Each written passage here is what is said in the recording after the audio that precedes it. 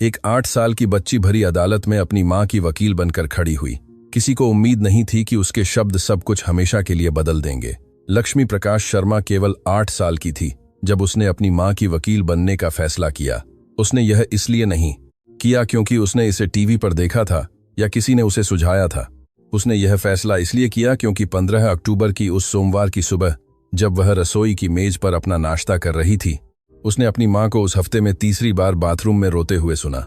मीना शर्मा लाल आंखों से बाथरूम से निकलीं और मुस्कुराने की कोशिश की ताकि उनकी बेटी को चिंता न हो, लेकिन लक्ष्मी ने पहले ही संकेतों को पढ़ना सीख लिया था। जब उसकी मां सुबह बाथरूम में बहुत देर लगाती थी, जब वह फोन पर फुसफुसा कर बात करती थी, जब वह महत्वपूर्ण कागजात अपने बिस्तर के नीचे एक जूते के डिब्बे में रखती थी, तो कुछ बुरा हो रहा होता था। मां, तुम फिर से क्यों दुखी हो? लक्ष्मी ने अपनी चम्मच कटोरी में रखते हुए पूछा। उसके बाल 2 सही चोटियों में बंधे थे जो मीना ने बहुत सावधानी से बनाए थे, और उसने अपनी साफ सुथरी इस्त्री की हुई स्कूल यूनिफॉर्म पहनी हुई थी। सभी समस्याओं के बावजूद मीना ने कभी अपनी बेटी को उपेक्षित नहीं दिखने दिया था। मैं दुखी नहीं हूं मेरी जान, बस थोड़ा सिरदर्द है, मीना ने झूठ बोला, उसके माथे पर चुंबन देने के लिए पास आते हुए। जल्दी करो, तुम्हें स्कूल के लिए देर हो जाएगी। लेकिन लक्ष्मी कोई साधारण बच्ची नहीं थी। बहुत छोटी उम्र से ही उसने ऐसी बुद्धिमत्ता दिखाई थी जिसने उसके शिक्षकों को आश्चर्यचकित किया और उसकी मां को चिंतित किया। इसलिए नहीं कि बुद्धिमान होना बुरा था, बल्कि इसलिए कि लक्ष्मी ऐसी बातें देखती थी जो उसकी उम्र की बच्ची को नहीं देखनी चाहिए। वह वयस्कों की बातचीत को समझती थी, पारिवारिक तनावों को पकड़ लेती थी, और उसकी फोटोग्राफिक मेमोरी थी जो उसे महत्वपूर्ण स्थितियों के हर विवरण को याद रखने की अनुमति देती थी। उसी सुबह मीना के उसे स्कूल छोड़ने के बाद लक्ष्मी अपनी किसी भी कक्षा में ध्यान केंद्रित नहीं कर पाई। छुट्टी के दौरान अपनी सहेलियों के साथ खेलने के बजाय वह आंगन में आम के पेड़ के नीचे बैठ गई और सोचने लगी। उसने पिछली रात अपने पिताजी को फोन पर चिल्लाते हुए सुना था। उसने अपनी मां को कागजात छिपाते हुए देखा था। उसने ध्यान दिया था कि वे 2 महीने से एक ही कमरे में नहीं सो रहे थे। लक्ष्मी, तुम हमारे साथ क्यों नहीं खेलती हो? उसकी सबसे अच्छी सहेली प्रिया ने पूछा, जो अन्य लड़कियों के साथ रस्सी कूद रही थी। मैं सोच रही हूं, लक्ष्मी ने एक वयस्क की गंभीरता से जवाब दिया। मेरी मां को परेशानी है और मुझे उनकी मदद करनी है। किस तरह की परेशानी? बड़ों की परेशानी, लेकिन मैं उन्हें हल करूंगी। अन्य लड़कियां हंस पड़ीं, यह सोचकर कि लक्ष्मी बड़ी होने का खेल खेल रही है, लेकिन वह खेल नहीं रही थी। उसके 8 साल के छोटे से दिमाग में एक योजना बन गई थी। अगर उसकी मां को कानूनी समस्याएं थीं, तो उन्हें एक वकील की जरूरत थी, और अगर उनके पास वकील को भुगतान करने के लिए पैसे नहीं थे, तो वह खुद वकील बन जाएगी। उसी शाम जब मीना उसे स्कूल से लेने आई, तो लक्ष्मी ने उसे सवालों से घेर लिया। मां, एक वकील क्या करता है? मीना ने आश्चर्य से उसे देखा जब वे बस स्टॉप की ओर चल रहे थे। तुम यह क्यों पूछ रही हो मेरी जान? बस जानना चाहती हूं। ठीक है, एक वकील वह व्यक्ति होता है जो अन्य लोगों की मदद करता है जब उन्हें कानून के साथ समस्या होती है, जब किसी को अदालत में अपना बचाव करने की जरूरत होती है, या जब उन्हें अपने अधिकारों का सम्मान करने की जरूरत होती है। और एक वकील कैसे बनते हैं, इसके लिए बहुत पढ़ाई करनी पड़ती है मेरी जान। विश्वविद्यालय में कई साल, यह बहुत मुश्किल है। लक्ष्मी ने सिर हिलाया, लेकिन और कुछ नहीं कहा। उसके दिमाग में पहले से ही योजना बन रही थी कि वह जितनी जल्दी हो सके वकील बनने के लिए कैसे पढ़ाई करेगी। उसी रात का खाना खाने के बाद जब मीना बर्तन धो रही थी, लक्ष्मी अपने माता पिता के कमरे में गई। उसे पता था कि उसकी मां बिस्तर के नीचे जूते के डिब्बे में महत्वपूर्ण कागजात रखती थी, और हालांकि उसे पता था कि उसे वयस्कों की चीजों को नहीं छूना चाहिए, उसे लगा कि उसे यह जानने की जरूरत है कि क्या हो रहा था। बहुत सावधानी से उसने डिब्बा निकाला और उसे खोला। अंदर उसे ऐसे दस्तावेज मिले जिन्हें वह पूरी तरह से नहीं समझ पाई, लेकिन कुछ शब्द उसकी नजर में आ गए। हिरासत, तलाकर, सुनवाई, परिवार न्यायालय। एक वकील का उसकी मां को लिखा एक पत्र भी था जिसमें कहा गया था कि उसे अगले शुक्रवार को एक सुनवाई में उपस्थित होना होगा। लक्ष्मी ने महसूस किया कि उसका दिल बहुत तेजी से धड़क रहा था। उसके पिताजी उसकी मां से उसकी हिरासत छीनना चाहते थे। इसका मतलब था कि वे उसे अपनी मां से अलग करना चाहते थे। उसने जल्दी से सभी महत्वपूर्ण जानकारी याद कर ली। न्यायालय का नाम, सुनवाई की तारीख, उसके पिताजी के वकील का नाम, और सब कुछ वैसे ही वापस रख दिया जैसे उसने पाया था। जब मीना कुछ ढूंढने के लिए कमरे में आई, तो उसने लक्ष्मी को बिस्तर के किनारे पर बहुत गंभीर भाव के साथ बैठे हुए पाया। तुम यहां क्या कर रही हो मेरी जान? तुम्हें अपना होमवर्क नहीं करना चाहिए? माँ, पिताजी तुम्हारी हिरासत छीन लेंगे। मीना को ऐसा लगा जैसे उसके पेट में मुक्का मारा गया हो। तुम इस बारे में क्या जानती हो? मुझे पता है कि शुक्रवार को एक सुनवाई है। मुझे पता है कि पिताजी का एक वकील है और मुझे पता है कि तुम्हारे पास एक वकील को भुगतान करने के लिए पैसे नहीं है। मीना भारी मन से बिस्तर पर बैठ गई, खुद को हारा हुआ महसूस कर रही थी। लक्ष्मी, ये बड़ों की बातें हैं, तुम्हें इसकी चिंता करने की जरूरत नहीं है, लेकिन अगर वे मुझे तुमसे अलग करने जा रहे हैं तो मुझे चिंता करनी ही होगी। मीना के चेहरे से आंसू बहने लगे। महीनों से वह अकेले ही तलाक की प्रक्रिया से लड़ रही थी, जिसे उसके पूर्व पति राजेश ने शुरू किया था। उसके पास अच्छी तनख्वाह वाली नौकरी थी, एक महंगा वकील था और वह यह साबित करने के लिए एक मामला बना रहा था कि मीना लक्ष्मी की देखभाल करने में असमर्थ मां थी। मेरी जान, मैं तुम्हारे लिए लड़ूंगी, मैं तुम्हें अलग नहीं होने दूंगी, लेकिन तुम वकील के बिना कैसे लड़ोगी? मीना के पास इस सवाल का कोई जवाब नहीं था।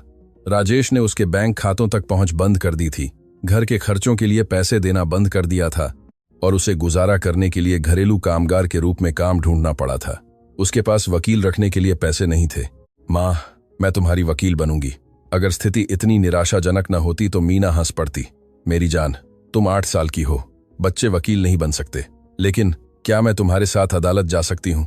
मुझे लगता है हाँ, लेकिन तब मैं तुम्हारे साथ जाऊंगी और तुम्हारी मदद करूंगी। अगले कुछ दिन लक्ष्मी के लिए गतिविधियों का बवंडर थे। स्कूल में छुट्टी के दौरान खेलने के बजाय वह पुस्तकालय जाती थी और पुस्तकालय अध्यक्ष से परिवार कानूनों के बारे में जानकारी ढूंढने में मदद करने के लिए कहती थी। श्रीमती सिंह, जो पुस्तकालय अध्यक्ष थीं, ने शुरू में सोचा कि यह किसी स्कूल प्रोजेक्ट के लिए था। लक्ष्मी, यह तुम्हारी उम्र के लिए बहुत उन्नत है। क्या तुम्हें यकीन है कि यह स्कूल के लिए है? यह मेरी मां की मदद करने के लिए है। लक्ष्मी ने पूरी ईमानदारी से जवाब दिया। श्रीमती सिंह 20 सालों से पुस्तकालय अध्यक्ष थीं और उन्होंने कई बच्चों को वहां से गुजरते देखा था, लेकिन उन्होंने कभी 8 साल की बच्ची को इतनी एकाग्रता से कानूनी संहिता पढ़ते हुए नहीं देखा था। उन्होंने यह सोचकर उसकी मदद करने का फैसला किया कि शायद बच्ची एक मुश्किल पारिवारिक स्थिति से गुजर रही थी। एक हफ्ते तक लक्ष्मी परिवार कानून की किताबों में डूबी रही। जाहिर है वह सब कुछ नहीं समझती थी, लेकिन उसमें महत्वपूर्ण जानकारी की पहचान करने की एक स्वाभाविक क्षमता थी। उसने नाबालिगों के अधिकारों के बारे में सीखा, उन मानदंडों के बारे में सीखा जिनका उपयोग न्यायाधीश हिरासत निर्धारित करने के लिए करते हैं, और हर चीज से ऊपर बच्चे के कल्याण के महत्व के बारे में सीखा। लेकिन सबसे महत्वपूर्ण बात जो उसने खोजी वह यह थी कि कुछ विशेष मामलों में नाबालिग न्यायाधीश के सामने अपनी राय व्यक्त कर सकते हैं, और हालांकि वे कानूनी रूप से खुद का प्रतिनिधित्व नहीं कर सकते थे, वे अपनी भावनाओं और प्राथमिकताओं के बारे में बात कर सकते थे। गुरुवार की रात सुनवाई से एक दिन पहले मीना रसोई की मेज पर कागजात से घिरी बैठी थी और खुद ही अपना बचाव तैयार करने की कोशिश कर रही थी। लक्ष्मी हाथ में एक नोटबुक लेकर उसके पास आई। माँ, मैंने परिवार कानूनों के बारे में पढ़ाई की है। मीना ने आश्चर्य से ऊपर देखा। तुम क्या कर रही थी? मैंने बच्चों के अधिकारों और हिरासत की सुनवाई के बारे में सीखा है। देखो, मैंने यहाँ वह सारी महत्वपूर्ण बातें लिखी हैं जो तुम्हें कल कहनी है। मीना ने नोटबुक ली और उसे अपनी आंखों पर विश्वास नहीं हुआ। उसकी 8 साल की बेटी ने अपनी छोटी बच्ची की लिखावट में, लेकिन आश्चर्यजनक रूप से परिपक्व सामग्री के साथ, अपने मामले के लिए सबसे महत्वपूर्ण कानूनी तर्कों का सारांश लिखा था। लक्ष्मी, यह अविश्वसनीय है। तुम्हें यह सब कैसे पता? मैंने पुस्तकालय में किताबें पढ़ी और श्रीमती सिंह से भी बात की। उन्होंने मुझे बहुत कुछ समझाया। मीना ने अपनी बेटी को गले लगा लिया। छोटी बच्ची की बुद्धिमत्ता और दृढ़ संकल्प से अभिभूत महसूस कर रही थी। मेरी जान, कल अदालत में बहुत सारे वकील और न्यायाधीश होंगे। यह बहुत गंभीर होगा और शायद थोड़ा डरावना भी। मुझे डर नहीं है माँ, मैं तुम्हारे साथ रहूंगी, लेकिन तुम क्या करोगी? लक्ष्मी ने उसे उन बुद्धिमान आंखों से देखा जिसने हमेशा उसके आसपास के सभी वयस्कों को आश्चर्यचकित किया था। मैं न्यायाधीश को सच बताऊंगी। मैं उन्हें बताऊंगी कि मुझे तुम्हारे साथ क्यों रहना है, और मैं उन्हें साबित करूंगी कि तुम दुनिया की सबसे अच्छी माँ हो। मीना की आंखों में आंसू आ गए। उसकी 8 साल की बेटी ने उसके बचाव की तैयारी उससे भी ज्यादा की थी। क्या तुम्हें यकीन है कि तुम यह करना चाहती हो? मुझे यकीन है माँ, हम एक टीम हैं और टीमें अलग नहीं होती। उस रात माँ और बेटी देर रात तक जागते रहे। जो कुछ उन्होंने तैयार किया था उसकी समीक्षा करते रहे। मीना ने लक्ष्मी को समझाया कि उसे अदालत में क्या उम्मीद करनी चाहिए, और लक्ष्मी ने अपनी माँ को वह सारी बातें दिखाईं जो उसने अपने अधिकारों के बारे में सीखी थी। जब वे आखिरकार सोने गए तो मीना को एहसास हुआ कि महीनों में पहली बार उसे उम्मीद महसूस हो रही थी। उसकी छोटी बेटी ने उसे वह दिया था जो उसे इस पूरे बुरे सपने के दौरान नहीं मिला था। यह निश्चित था कि वह इस लड़ाई में अकेली नहीं थी। अगली सुबह जब वे अदालत जाने की तैयारी कर रहे थे, लक्ष्मी ने अपने सबसे अच्छे कपड़े पहने, एक नेवी ब्लू स्कर्ट, एक सफेद ब्लाउज और काले जूते जो मीना ने उसे विशेष अवसरों के लिए खरीदे थे। उसने अपने बालों को एक साफ पोनीटेल में कंघी किया और अपने सभी कानूनी नोट्स वाली नोटबुक ली। क्या तुम तैयार हो मेरी वकील? मीना ने घबराहट के बावजूद उत्साहित दिखने की कोशिश करते हुए पूछा। मैं तैयार हूं मां, हम जीतेंगे। और जब वे अदालत के लिए बस ले रहे थे, मीना को नहीं पता था कि उसकी 8 साल की बेटी कुछ ऐसा करने वाली थी जो न केवल उनकी जिंदगी को बदल देगा, बल्कि पूरे परिवार न्याय प्रणाली को, नाबालिगों के अधिकारों को देखने का तरीका भी बदल देगा। क्योंकि लक्ष्मी प्रकाश शर्मा ने न केवल अपनी मां की वकील बनने का फैसला किया था, उसने अपनी मासूमियत की शक्ति, अपने प्यार की स्पष्टता और एक ऐसी बुद्धिमत्ता के साथ अपने परिवार के लिए लड़ने का फैसला किया था जो उस सुनवाई कक्ष में सभी को आश्चर्यचकित करने वाली थी। केंद्रीय जिला परिवार न्यायालय एक विशाल ग्रे कंक्रीट की इमारत थी जो सबसे आत्मविश्वासी वयस्कों को भी डराती थी। जब मीना और लक्ष्मी उस शुक्रवार की सुबह पहुंची तो गलियारों में दर्जनों लोग इंतजार कर रहे थे। महंगे सूट पहने वकील, घबराए हुए परिवार और अधिकारी दस्तावेजों से भरी फाइलों के साथ इधर उधर घूम रहे थे। मीना ने महसूस किया कि जब वे सुनवाई कक्ष नंबर 3 की सीढ़ियां चढ़ रहे थे तो उसके पैर कांप रहे थे। उसने अपनी सबसे अच्छी ड्रेस पहनी हुई थी, एक नेवी ब्लू ड्रेस जो उसने सालों पहले एक नौकरी के साक्षात्कार के लिए खरीदी थी, और रात भर न सो पाने के बावजूद उसने खुद को यथासंभव बेहतर बनाने की कोशिश की थी। उसके बगल में लक्ष्मी मजबूत कदमों से चल रही थी, अपना स्कूल बैग ले जा रही थी जिसमें अब उसके सभी कानूनी नोट्स वाली नोटबुक थी। मां, सांस लो, लक्ष्मी ने अपनी मां का हाथ पकड़ते हुए फुसफुसाया। कल रात हमने जो अभ्यास किया था उसे याद रखो। लेकिन जब वे सुनवाई कक्ष के दरवाजे के सामने पहुंचे तो मीना जड़वत हो गई। शीशे के माध्यम से उसने राजेश, अपने पूर्व पति को, 2 सूट पहने पुरुषों के साथ एक मेज पर बैठे हुए देखा जो स्पष्ट रूप से महंगे वकील थे। राजेश ने एक नया सूट पहना हुआ था जिसकी कीमत शायद मीना की 3 महीने की कमाई से भी अधिक थी, और वह आराम से, यहां तक कि मुस्कुराता हुआ दिख रहा था, जैसे कि वह पहले ही केस जीत चुका हो। मैं यह नहीं कर सकती, मीना ने बुदबुदाया। देखो, उनके पास असली वकील हैं, पेशेवर दस्तावेज हैं, उन्होंने शायद महीनों से इसकी तैयारी की है। लक्ष्मी ने अपनी मां की नजर का पीछा किया और वह दृश्य देखा जिससे वह इतना डर रही थी। उसके पिताजी अकेले नहीं थे, उनके लिए एक पूरी कानूनी टीम काम कर रही थी। लेकिन डरने के बजाय बच्ची के अंदर कुछ जाग उठा। यह वही दृढ़ संकल्प था जो उसने अपनी मां से विरासत में पाया था, लेकिन असफलता के डर को न जानने वाले व्यक्ति की मानसिक स्पष्टता से गुणा किया गया था। मां, क्या तुम जानती हो कि हम में और उनमें क्या अंतर है? लक्ष्मी ने अपने पिताजी की मेज की ओर इशारा करते हुए पूछा। क्या? उनके पास पैसा है, लेकिन हमारे पास सच्चाई है, और मैंने अपनी किताबों में पढ़ा है कि सच्चाई हमेशा पैसे से ज्यादा मजबूत होती है। मीना ने अपनी 8 साल की बेटी को देखा जिसका भाव इतना गंभीर और दृढ़ था कि एक पल के लिए वह भूल गई कि वह एक बच्ची से बात कर रही थी। क्या तुम्हें सच में ऐसा लगता है? मुझे ऐसा नहीं लगता मां। मुझे पता है, क्योंकि मैंने पढ़ाई की है और मुझे ठीक ठीक पता है कि हमें क्या कहना है। मुझ पर भरोसा करो। जब वे कमरे में दाखिल हुए तो सभी की निगाहें उन पर टिक गईं। राजेश ने यह देखकर भौहें चढ़ाईं कि मीना लक्ष्मी को ले आई थी, और उसके वकीलों में से एक तुरंत उससे फुसफुसा कर बात करने के लिए पास आया। यह स्पष्ट था कि उन्हें उम्मीद नहीं थी कि बच्ची मौजूद होगी। मीना और लक्ष्मी उस मेज पर बैठ गईं जो उन्हें दी गई थी, जो राजेश की कानूनी टीम की मेज की तुलना में दुखद रूप से खाली लग रही थी।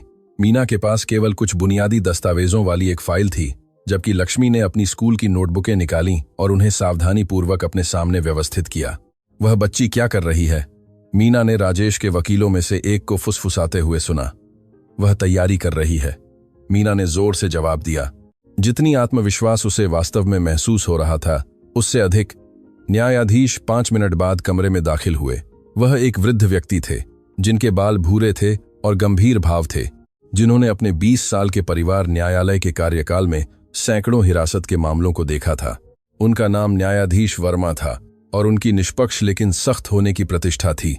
शुभ प्रभात। हम यहाँ मोरालेस बनाम मोरालेस मामले में हिरासत की सुनवाई के लिए हैं। उन्होंने अपने सामने के दस्तावेजों को देखते हुए घोषणा की। मैं देखता हूं कि वादी पक्ष का प्रतिनिधित्व अधिवक्ताओं गुप्ता और मिश्रा कर रहे हैं। प्रतिवादी पक्ष का कानूनी प्रतिनिधित्व है। मीना घबराहट में खड़ी हो गई। नहीं श्रीमान, मैं खुद का प्रतिनिधित्व कर रही हूं। मैं समझता हूं। और वह नाबालिग कौन है जो आपके साथ है? वह मेरी बेटी लक्ष्मी प्रकाश शर्मा है। वह उपस्थित रहना चाहती थी। न्यायाधीश वर्मा ने बच्ची को जिज्ञासा से देखा। अपने वर्षों के अनुभव में उन्होंने हिरासत की सुनवाई में नाबालिगों को देखा था, लेकिन वे आमतौर पर चुप और डरे हुए रहते थे। इस बच्ची में कुछ अलग था। वह सीधी बैठी थी, उसके सामने नोटबुक व्यवस्थित थी और वह बिना डरे सीधे उनकी आंखों में देख रही थी। बहुत अच्छे, हम प्रारंभिक बयानों के साथ आगे बढ़ेंगे। अधिवक्ता गुप्ता, क्या आप शुरू कर सकते हैं? अधिवक्ता गुप्ता दर्जनों समान मामलों को जीतने वाले व्यक्ति के आत्मविश्वास के साथ खड़े हुए। वह लगभग 50 साल के व्यक्ति थे, जिनके पास महंगा सूट और परिष्कृत शिष्टाचार थे, जिन्होंने तुरंत कमरे में अपना अधिकार स्थापित कर दिया। श्रीमान, मेरे मुवक्किल राजेश कुमार अपनी नाबालिग बेटी लक्ष्मी प्रकाश शर्मा की पूरी हिरासत चाहते हैं, क्योंकि नाबालिग वर्तमान में प्रतिवादी मीना शर्मा के साथ जिस अनुचित स्थिति में रह रही है। मीना ने महसूस किया कि उसका दिल तेजी से धड़क रहा था। उसे पता था कि यह आने वाला था, लेकिन उस औपचारिक कमरे में इसे जोर से सुनना उसे ऐसा महसूस करा रहा था जैसे उसकी बेटी को उसी क्षण उससे छीना जा रहा हो। मेरे मुवक्किल यह साबित कर सकते हैं कि उनके पास आर्थिक स्थिरता, पर्याप्त आवास और एक स्थिर पारिवारिक वातावरण है, जिसमें उनकी नई पत्नी भी शामिल है, जो नाबालिग के लिए मात्र आकृति की भूमिका निभाने को तैयार है। लक्ष्मी ने यह सुनकर मुट्ठी भींच ली।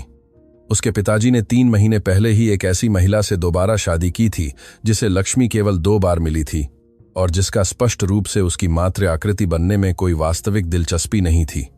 इसके अलावा श्रीमान, हमारे पास सबूत हैं कि प्रतिवादी आर्थिक अस्थिरता की स्थितियों के संपर्क में रही है, जो सीधे नाबालिग के कल्याण को प्रभावित करती हैं। मीना शर्मा के पास कोई निश्चित नौकरी नहीं है। उन्होंने पिछले 1 साल में 3 बार निवास बदला है और बच्ची को वह जीवन स्तर प्रदान नहीं कर सकती हैं जिसकी उसे जरूरत है, और वह हकदार है। हर शब्द मीना के लिए एक छुरी जैसा था। जो कुछ भी कहा जा रहा था वह तकनीकी रूप से सच था, लेकिन यह पूरी कहानी नहीं बता रहा था। हाँ, उसने निवास बदला था, लेकिन इसलिए कि राजेश ने उस अपार्टमेंट का किराया देना बंद कर दिया था जहां वे रहते थे। हाँ, उसके पास अस्थायी नौकरियां थीं, लेकिन इसीलिए कि उसने अपने संपर्कों का उपयोग करके उसे स्थिर नौकरियों से निकाल दिया था। नाबालिग को स्थिरता, संरचना और शैक्षिक अवसरों की आवश्यकता है जो मेरा मुवक्किल प्रदान कर सकता है, जबकि प्रतिवादी बच्ची के उचित विकास के लिए इन बुनियादी तत्वों की गारंटी नहीं दे सकती है। वकील ने 15 मिनट और राजेश के वित्तीय दस्तावेज, उसके नए घर की तस्वीरें, उसकी नई पत्नी की गवाही और एक मनोवैज्ञानिक मूल्यांकन प्रस्तुत करते हुए जारी रखा, जिसे उन्होंने यह साबित करने के लिए करवाया था कि लक्ष्मी अधिक आर्थिक स्थिरता वाले वातावरण में बेहतर अनुकूल होगी। जब वह समाप्त हुआ तो न्यायाधीश ने मीना की ओर रुख किया। श्रीमती शर्मा, क्या आप अपना प्रारंभिक बयान प्रस्तुत कर सकती हैं? मीना कांपते पैरों के साथ खड़ी हो गई। उसने अभ्यास किया था कि उसे क्या कहना था, लेकिन अब राजेश के वकील की पूरी पेशेवर प्रस्तुति सुनने के बाद वह पूरी तरह से बेमेल महसूस कर रही थी। श्रीमान, मैं अपनी बेटी से अपनी जान से भी ज्यादा प्यार करती हूँ। यह सच है कि मेरे पास ज्यादा पैसे नहीं हैं, लेकिन इससे मैं बुरी मां नहीं बन जाती। लक्ष्मी मेरे साथ ठीक है, वह खुश है, वह स्वस्थ है, वह सीख रही है। श्रीमती शर्मा, राजेश के वकील ने उसे टोकते हुए कहा, क्या आप अगले 6 महीनों के लिए आवास की स्थिरता साबित करने वाले दस्तावेज प्रदान कर सकती हैं? मीना चुप रह गई। उसके पास वह दस्तावेज नहीं था, क्योंकि वह साप्ताहिक रूप से मिलने वाले घरेलू काम पर निर्भर थी। क्या आप निश्चित आय साबित कर सकती हैं जो नाबालिग के रखरखाव की गारंटी दे? फिर से चुप्पी। मीना को लगा कि वह डूब रही है।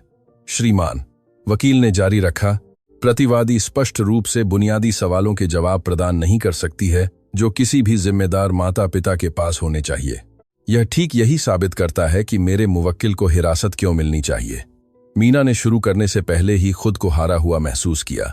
वह वास्तव में खड़ी रही और न्यायाधीश को देखती रही। यह नहीं जानती थी कि और क्या कहना है। उसकी आंखों में आंसू आने लगे। यह उसी क्षण था जब लक्ष्मी खड़ी हो गई। श्रीमान, क्या मैं कुछ कह सकती हूं? पूरा कमरा शांत हो गया। न्यायाधीश ने उसे आश्चर्य से देखा। राजेश ने भौहें चढ़ाईं और वकील एक दूसरे को देखने लगे जैसे पूछ रहे हों कि क्या यह सामान्य था। बेटी, यह वयस्कों के बीच एक कानूनी सुनवाई है, न्यायाधीश वर्मा ने सौम्य लेकिन दृढ़ आवाज में कहा।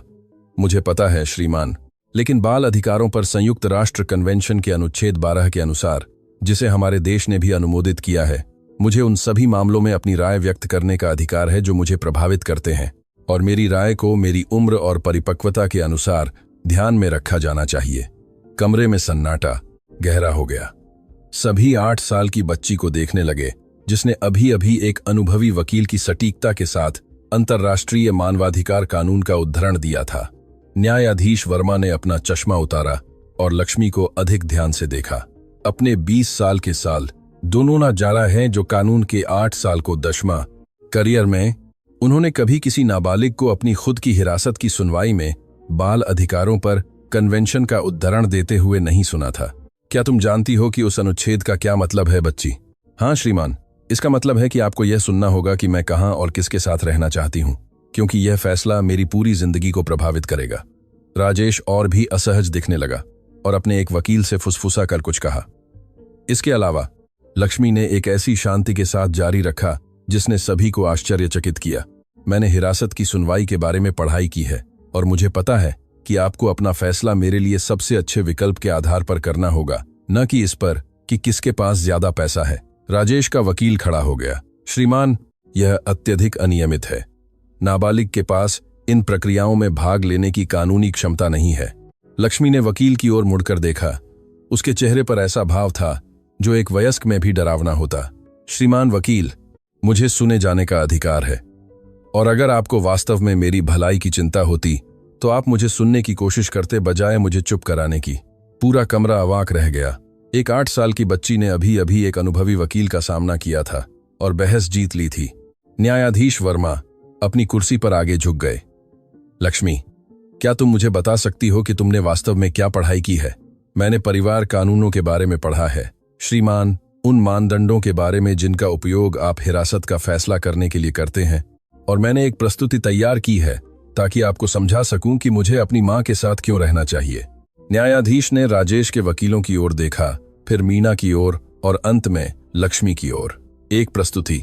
हाँ श्रीमान, मैंने उन सभी कानूनी कारणों को दर्ज किया है जिनके आधार पर हिरासत मेरी मां के साथ रहनी चाहिए, और मैंने इस बारे में भी सबूत तैयार किए हैं कि मेरे पिताजी के दावे पूरी सच्चाई क्यों नहीं बता रहे हैं। राजेश पीला पड़ गया। मूरी कार मां मोरीसी में विफोरेंटिन स्टार्ट किया है। अधिवक्ता गुप्ता पूरी तरह से हक्के बक्के दिख रहे थे। श्रीमान, वकील ने तुरंत हस्तक्षेप किया, यह पूरी तरह से अनुचित है। हम किसी नाबालिग को कानूनी सुनवाई का नेतृत्व करने की अनुमति नहीं दे सकते। लेकिन न्यायाधीश वर्मा ने उसे चुप कराने के लिए हाथ उठाया। अपने वर्षों के अनुभव में उन्होंने बहुत कुछ देखा था, लेकिन हिरासत की सुनवाई में इतनी तैयार और वाकपट्टू बच्ची को कभी नहीं देखा था। उनकी सहज प्रवृत्ति ने उन्हें बताया कि उन्हें इस बच्ची को क्या कहना है वह सुनना चाहिए। लक्ष्मी, मैं तुम्हें अपना मामला प्रस्तुत करने के लिए 10 मिनट दूंगा, लेकिन मैं चाहता हूं कि तुम समझो कि यह बहुत गंभीर है। तुम्हें सच्चाई बोलनी होगी और केवल सच्चाई। लक्ष्मी ने गंभीरता से सिर हिलाया। मैं समझती हूं श्रीमान, मैं केवल सच कहूंगी। मीना ने अपनी बेटी को गर्व और डर के मिश्रण से देखा। उसे ठीक ठीक नहीं पता था कि लक्ष्मी क्या कहने वाली थी, लेकिन उसे पता था कि उसकी 8 साल की बच्ची कुछ ऐसा करने वाली थी जिसे उस कमरे में कोई कभी नहीं भूलेगा। लक्ष्मी ने अपनी पहली नोटबुक खोली, गहरी सांस ली और अपनी प्रस्तुति शुरू की। अगले 10 मिनट में वह जो कहने वाली थी वह न केवल इस सुनवाई के परिणाम को बदल देगा, बल्कि परिवार न्याय प्रणाली के नाबालिगों की आवाज को देखने के तरीके को भी हमेशा के लिए बदल देगा। क्योंकि लक्ष्मी प्रकाश शर्मा केवल अपनी मां का बचाव करने वाली एक बुद्धिमान बच्ची नहीं थी, वह एक बच्ची थी जिसने अपने पिता के बारे में ऐसे रहस्य खोजे थे जो उस कमरे में कोई और नहीं जानता था, और वह एक ऐसी सच्चाई उजागर करने वाली थी जो सब कुछ बदल देगी। लक्ष्मी आत्मविश्वास के बीच आस्ते थे। साथ खड़ी हुई, जैसे उसने इस पल का सैकड़ों बार अपने मन में अभ्यास किया हो। उसने अपनी नोटबुकें अपने सामने व्यवस्थित कर रखी थीं जैसे वह एक अनुभवी वकील हो, और जब उसने बोलना शुरू किया तो उसकी आवाज पूरे कमरे में साफ और मजबूत गूंज उठी। श्रीमान, मेरा नाम लक्ष्मी प्रकाश शर्मा है। मैं 8 साल की हूं और आज मैं अपनी मां की वकील के रूप में यहां हूं, क्योंकि हमारे पास असली वकील को भुगतान करने के लिए पैसे नहीं हैं, लेकिन मैंने बहुत पढ़ाई की है और मुझे ठीक ठीक पता है कि मुझे क्या कहना है। न्यायाधीश वर्मा पूरी तरह से मंत्रमुग्ध होकर आगे झुक गए। 2 दशकों में उन्होंने ऐसा कुछ नहीं देखा था। मेरे पिताजी के वकील ने कहा कि मेरी माँ मेरी देखभाल नहीं कर सकती क्योंकि उनके पास पैसे नहीं हैं, लेकिन मैंने परिवार संहिता अनुच्छेद 423 में पढ़ा है कि हिरासत के फैसले बच्चे के सर्वोत्तम हित पर आधारित होने चाहिए, न कि माता पिता की आर्थिक स्थिति पर। राजेश अपनी कुर्सी पर और भी असहज दिखने लगा। उसके वकील जल्दी से नोट्स लेने लगे, स्पष्ट रूप से जवाब तैयार करने की कोशिश कर रहे थे। मैंने यह भी पढ़ा कि आपको श्रीमान भावनात्मक स्थिरता, स्नेहपूर्ण बंधन और पारिवारिक वातावरण जैसे कारकों पर विचार करना होगा, न केवल पैसे पर। लक्ष्मी ने अपनी दूसरी नोटबुक खोली और कई कागज निकाले। श्रीमान, मैंने इस बात के सबूत तैयार किए हैं कि मेरी माँ मेरे लिए सबसे अच्छा विकल्प क्यों है। सबसे पहले, मेरे पास पिछले 2 सालों की मेरी मार्कशीट है। उसने कागज अदालत के क्लर्क को सौंप दिए, जिसने उन्हें न्यायाधीश को दे दिया। जैसा कि आप देख सकते हैं, मेरे सभी नंबर उत्कृष्ट हैं। मैं कभी किसी विषय में फेल नहीं हुई, कभी स्कूल के लिए देर नहीं हुई, और मेरे शिक्षक हमेशा मेरे व्यवहार के बारे में सकारात्मक टिप्पणी लिखते हैं। न्यायाधीश वर्मा ने आश्चर्य से मार्कशीट की समीक्षा की। यह सच था, बच्ची का शैक्षणिक प्रदर्शन असाधारण था। यह साबित करता है कि मेरी माँ मेरी अच्छी देखभाल कर रही हैं। अगर मैं उपेक्षित होती या अनुचित वातावरण में होती तो मेरे नंबर ऐसे नहीं होते। राजेश का वकील खड़ा हो गया। श्रीमान, मार्कशीट नहीं, श्रीमान वकील, लक्ष्मी ने एक ऐसी दृढ़ता के साथ उसे टोकते हुए कहा जिसने सभी को आश्चर्यचकित किया। आपकी बोलने की बारी हो चुकी है, अब मेरी बारी है। कृपया मुझे न टोकें। वकील का मुंह खुला रह गया। एक 8 साल की बच्ची ने अभी अभी भरी अदालत में उसे चुप कराया था। इसके अलावा लक्ष्मी ने जारी रखा, मैंने उन सभी गतिविधियों को दर्ज किया है जो मैं अपनी माँ के साथ करती हूँ, जो यह दर्शाती हैं कि हमारा एक मजबूत और स्वस्थ रिश्ता है। उसने अपने बैग से एक छोटा फोटो एल्बम निकाला। यहाँ मेरे पास उन तस्वीरों हैं जब मेरी माँ हर रात मेरे होमवर्क में मेरी मदद करती हैं। यहाँ हम रविवार को साथ में खाना बना रहे हैं। यहाँ हम एनएल ईक्स पुरीकर में पुस्तकालय में हैं, जहाँ हम हर शनिवार को पढ़ने जाते हैं। वह एक एक करके तस्वीरें दिखाती गईं और हर तस्वीर में माँ और बेटी के बीच का प्यार साफ दिखाई दे रहा था। मीना की आंखों में आंसू थे। वार तन पर आ, यह देखकर कि उसकी बेटी ने कैसे उनके साथ की जिंदगी को सावधानी पूर्वक दर्ज किया था। श्रीमान, मेरी माँ के पास शायद ज्यादा पैसे ना हो, लेकिन वह मुझे कुछ ऐसा देती हैं जो पैसे से नहीं खरीदा जा सकता, समय, ध्यान और सच्चा प्यार। लक्ष्मी ने एल्बम बंद किया और अपनी तीसरी नोटबुक खोली। अब मैं इस बारे में बात करना चाहती हूँ कि मुझे अपने पिताजी के साथ रहने क्यों नहीं जाना चाहिए। राजेश अपनी सीट पर स्पष्ट रूप से तनाव में आ गया।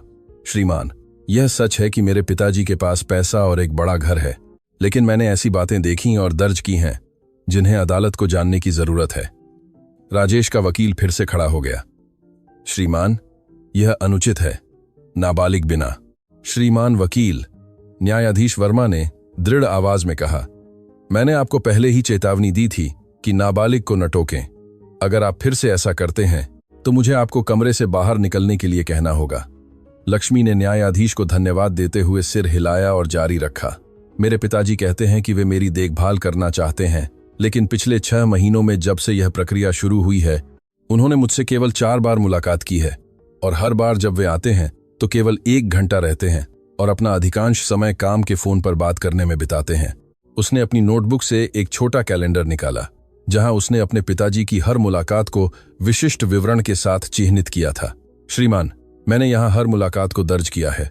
वे कितनी देर रुके, हमने क्या किया और हमने किस बारे में बात की। जैसा कि आप देख सकते हैं, सबसे लंबी मुलाकात 1.5 घंटे की थी और सबसे छोटी केवल 30 मिनट की थी। न्यायाधीश वर्मा ने कैलेंडर लिया और उसकी सावधानी पूर्वक समीक्षा की। यह स्पष्ट था कि लक्ष्मी ने एक विस्तृत और सटीक रिकॉर्ड रखा था। इसके अलावा मेरे पिताजी कभी मुझसे मेरे स्कूल, मेरे दोस्तों या मेरे कैसा महसूस करने के बारे में नहीं पूछते। वे हमेशा इस बारे में बात करते हैं कि वे मुझे क्या खरीदने वाले हैं या उन जगहों के बारे में जहां वे मुझे ले जाएंगे जब मैं उनके साथ रहूंगी, लेकिन वे कभी नहीं पूछते कि मैं क्या चाहती हूं।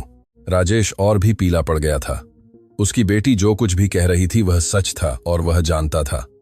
श्रीमान, मैं अपने पिताजी की नई पत्नी के बारे में भी बात करना चाहती हूं। लक्ष्मी ने अपनी नोटबुक का एक नया खंड खोला। श्रीमती पूजा, जिन्होंने 3 महीने पहले मेरे पिताजी से शादी की थी, मुझसे केवल 2 बार मिली हैं। पहली बार जब मुझे उनसे मिलवाया गया तो उन्होंने कहा कि मुझे अपने कपड़े पहनने का तरीका बदलना होगा क्योंकि वह उनके नए परिवार की बच्ची के लिए उचित नहीं था।